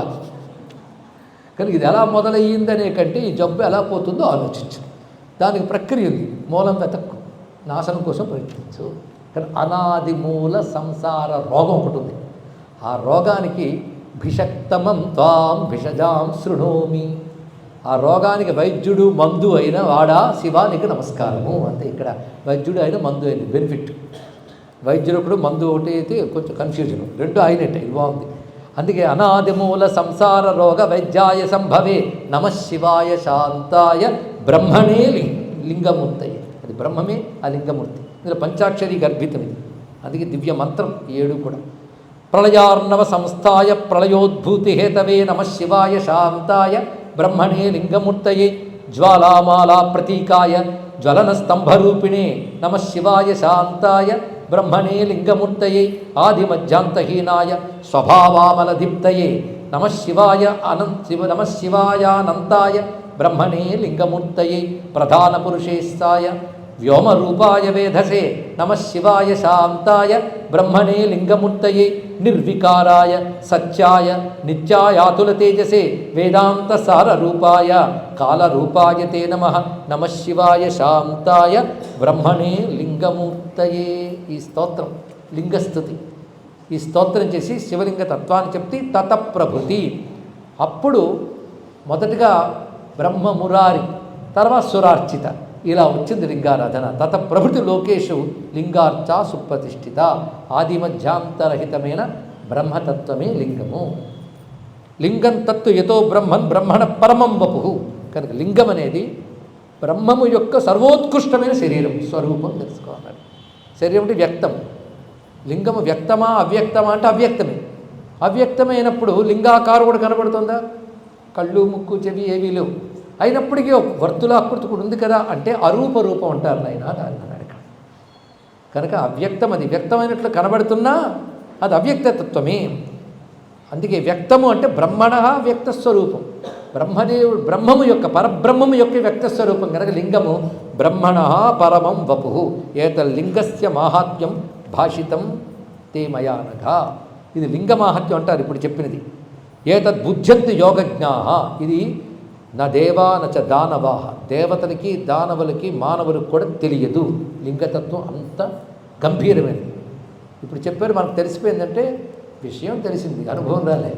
లింగతత్వం అనేది బుద్ధ్యంతి యోగజ్ఞా. యోగజ్ఞులు మాత్రమే తెలుసుకోగలరు. ఏతద్ధి పరమజ్ఞానం. ఇది పరమమైన జ్ఞానం. అవ్యక్తం శివసన్నితం. ఇదే శివజ్ఞానం, ఇది అవ్యక్త జ్ఞానం. ఏన సూక్ష్మం అచింత్యంతం పశ్యంతి జ్ఞానచక్షుష తస్మై భగవతే నిత్యం నమస్కారం ప్రకుర్మహే. అటువంటి భగవంతుణ్ణి నేను నిత్యం నమస్కారం చేస్తున్నాను అంటూ మహాదేవాయ దేవాయ దేవదేవాయ భృంగిణి నమో వేద రహస్యాయ నీలకంఠాయ తే నమః విభీషణాయ శాంతాయ స్థాణవే హేతవే నమః బ్రహ్మణే వామదేవాయ త్రినేత్రాయ మహీయసే శంకరాయ మహేశాయ గిరీశాయ శివాయ చ నమః కుర్ష్వ సతతం జాయస్వ మహేశ్వరం. అలాంటి శివుని నమస్కరించాలి, ధ్యానం చేయాలి. ఇది కృష్ణుడు మార్కండేయాదులకు ఉపదేశించిన ఉపదేశం. సంసార సాగరాదస్మాత్ అచిరాత్ ఉద్ధరిష్యతి. ఇది తెలుసుకుని ఎవరైతే శివుని ఆ విధంగా ఆరాధన చేస్తారో అతడిని శివుడు ఉద్ధారణ చేస్తాడు. ఏవం స వాసుదేవాన వ్యాహృతో మునిపుంగవ. ఈ విధంగా మునిపుంగవులకు వ్యాసుడు చెప్పి వాళ్ళందరికీ వీడ్కొల్పు చెప్పాడు. ఇప్పటి వరకు చెప్పినటువంటి విశేషమైన అంశాన్ని ప్రస్తావన చేస్తూ ఇది యయమం శ్రావయే నిత్యం లింగాధ్యాయం అనుత్తమం. ఇప్పుడు చెప్పిన దాన్నంతటి లింగాధ్యాయం అంటారు. ఈ లింగాధ్యాయాన్ని శృణుయాద్వా పఠేద్వాపి, విన్నా వినిపించినా పఠనం చేసినా సర్వపాపై ప్రముచ్యతే. సుక్త్వా సకృదపి ఏతత్ తపశ్చరణముత్తమం. ఒక్కసారి అధ్యాయం విన్నా గొప్ప తపస్సులు చేసిన ఫలితం లభిస్తుంది. ఇవాళ అందరూ పొలిదేశం ఓంకార క్షేత్రానికి ఏం కావాలి? లింగాధ్యాయం ఇంత విశేషంగా చెప్పాడు. ఇలా వివరించి వాసుదేవస్య విప్రేంద్ర పాపం ముంచతి మానవ జపే ద్వాహరహం నిత్యం బ్రహ్మలోకే మహీయతే ఏవమాహ మహాయోగి కృష్ణద్వైపాయన ప్రభు. ఇదంతా కృష్ణద్వైపాయనుడు చెప్పినటువంటి అంశం అని కృష్ణద్వైపాయనుడు సూతుల వారికి చెప్పారని సూతుడు చెప్తున్నాడు. కానీ అసలు విషయం మాత్రం కూర్మరూపి అయిన విష్ణువే చెప్పాడు అని చెప్తూ ఆ తర్వాత అంశంలో రాజవంశానికి కీర్తనమని తర్వాత కృష్ణునికి జాంబవతి యందు సాంబుడని పుత్రుడు కలగడం, కృష్ణుని తర్వాత వచ్చే వంశములు ఇవన్నీ వివరిస్తూ ఆడ తర్వాత అర్జునుడు కృష్ణుడి నిర్యాణం తర్వాత దుఃఖితుడై కృష్ణుడు చెప్పిన ప్రకారంగా ఆ ద్వారకలో ఉన్నటువంటి రాజకాంతలను వాళ్ళు తీసుకువెళ్తుంటే బందిపోటు దొంగలు అటకాయించితే వాళ్లతో యుద్ధం చేయడానికి పరిపెట్టాడు. కొన్ని అక్షౌహిల సైన్యాన్ని గడగడలాడించిన గాంధీవి ఎలాగోలా తప్పించుకుని వచ్చి వాళ్ళని యథాస్థానాలు పెట్టి పరుగెత్తుకు వ్యాసుడి వద్దకు వెళ్ళాడు ఆయన. ఇది భారతంలో ఉన్న ఘట్టమే కుర్మ పురాణికుడు చెప్తోంది. స్వామి దుఃఖం వస్తుందయ్యా, ఎందుకు ఇలా జరిగింది? నన్ను మించిన వాళ్ళు లేడనే పేరే నాకు జగదేక ధానుష్కుడిని, తపస్సు చేసినటువంటి పెద్ద పెద్ద శత్రువులు కూడా గడగడలాడించిన వాడిని, ఏమిటి పరిస్థితి వచ్చిందంటే ఇంత గీతం అంటే నీకు ఏమర్థమైందన్నాడు ఆయన. నిమిత్త మాత్రం భవ సవ్యసాచని అన్నాడు. నేను నిమిత్తంగా చేసుకుని ఆయన చేశాడు, కానీ నీ నిర్వాహకం ఏదీ లేదు. ఇది ప్రతివాడు తెలుసుకోవాలి. మన నిమిత్తమే తప్ప నిర్వాహకం కాదు. నిర్వాహకం అంతా పరమాత్మది, ఆయన చేశాడు. ఇది గ్రహించు. నీ చేత ఏం చేయించాలో చేయించాడు. ఇంకా నిన్ను నువ్వు తెలుసుకునే ప్రయత్నం చేయవయ్యా. ఆయన ఇచ్చిన జ్ఞానం ఉందిగా, దాన్ని అనుసంధానం చేయి. ఏమీ నేను ప్యాకప్ చేసుకెళ్ళిపోతున్నాను సుమ ఇక్కడి నుంచి అన్నాడు వ్యాసుడు. ఏమిటంటే రాబోయేది ఘోరమైన కలి. ఈ రానున్న కలికాలంలో సాధనా మార్గాలు కలుషితమైపోతాయి. ఆఖరికి మనం మంచి వాళ్ళని తెలుసుకున్నామని కూర్చున్నా మన మీద కూడా ప్రభావం కనపడుతుంది. కనుక కలిదోషం లేని చోటుకి వెళ్ళిపోవాలి. ఇక్కడి నుంచి నువ్వు అన్నయ్య దగ్గరికి వెళ్ళు, అన్నయ్య చెప్తాను నీకేం చేయాలి. తర్వాత ఆయన చెప్పాడు, నేను స్వర్గారోహణం మహాప్రస్థానం అని తర్వాత చేశాను. నేను మాత్రం వెళ్ళిపోతున్నాను. ఎక్కడికి వెళుతున్నావు? ఎందుకంటే కలియుగంలో తరించడం మహా కష్టం. నేను ఇక్కడి నుంచి నాణ్యత్ పశ్యామి జంతువునా ముక్త్వా వారాణసీం పురీం సర్వ పాపోపశమనం ప్రాయశ్చిత్తం కలౌనిదే. యజ్ఞాలు యాగాలు సాధనలు అన్నీ చేస్తే మోక్షం వస్తుందిట. ఇవేవి అక్కర్లేకుండా మోక్షం ఇవ్వగలిగిన పట్టణం వారాణసి. అక్కడికి వెళ్ళి విశ్వనాథుడిని ఆశ్రయించి ఉంటానయ్యా, నేను వెళ్ళొస్తాను అంటే కొన్ని మాటలు చెప్పి వెళ్ళేవయ్యా. నాకు కలుస్తుందన్నో విధన్నో ఇలాంటి కలిలో తరించలేమా అంటే కలిలో తరించడం సులభంగా ఇంకెక్కడ తరించలేమన్నాడు. ఏమిటయ్యా అంటే అప్పుడు వ్యాసుడు యుగస్వరూపాలు చెప్తూ కలిలో ఏది ఆచరిస్తే మనం సులభంగా తరించుతామో చెప్పబోతున్నాడు. అది తెలుసుకోవడానికి రేపు మనం మరి సన్నద్ధమవుదాం. సర్వం శ్రీ ఓంకారేశ్వర చరణారవిందార్పణమస్తు. శ్రీ నర్మదాయై నమః. సర్వమంగళమాంగళ్యే శివే సర్వార్థసాధికే శరణ్యే త్రయంబకే గౌరీ నారాయణ నమోస్తుతే. మంగళం కౌసలేంద్రాయ మహనీయ గుణాత్మనే చక్రవర్తి తనూజాయ సార్వభౌమాయ మంగళం. వేద వేదాంత వేద్యాయ మేఘశ్యామలమూర్తయే పుంసాం మోహనరూపాయ పుణ్యశ్లోకాయ మంగళం. కాశీక్షేత్ర నివాసాయ కామితార్థప్రదాయినే విశాలాక్షి సమేతాయ విశ్వనాథాయ మంగళం. జయ జయ జయ నర్మదే జయ జయ జయ నర్మదే జయ జయ జయ నర్మదే జయ జయ జయ నర్మదే. శ్రీ ఓంకారేశ్వర స్వామికి, శ్రీ నర్మదా మాతాకి, శ్రీకృష్ణ పరమాత్మకి నమః. పార్వతీపతయే హర హర మహాదేవ.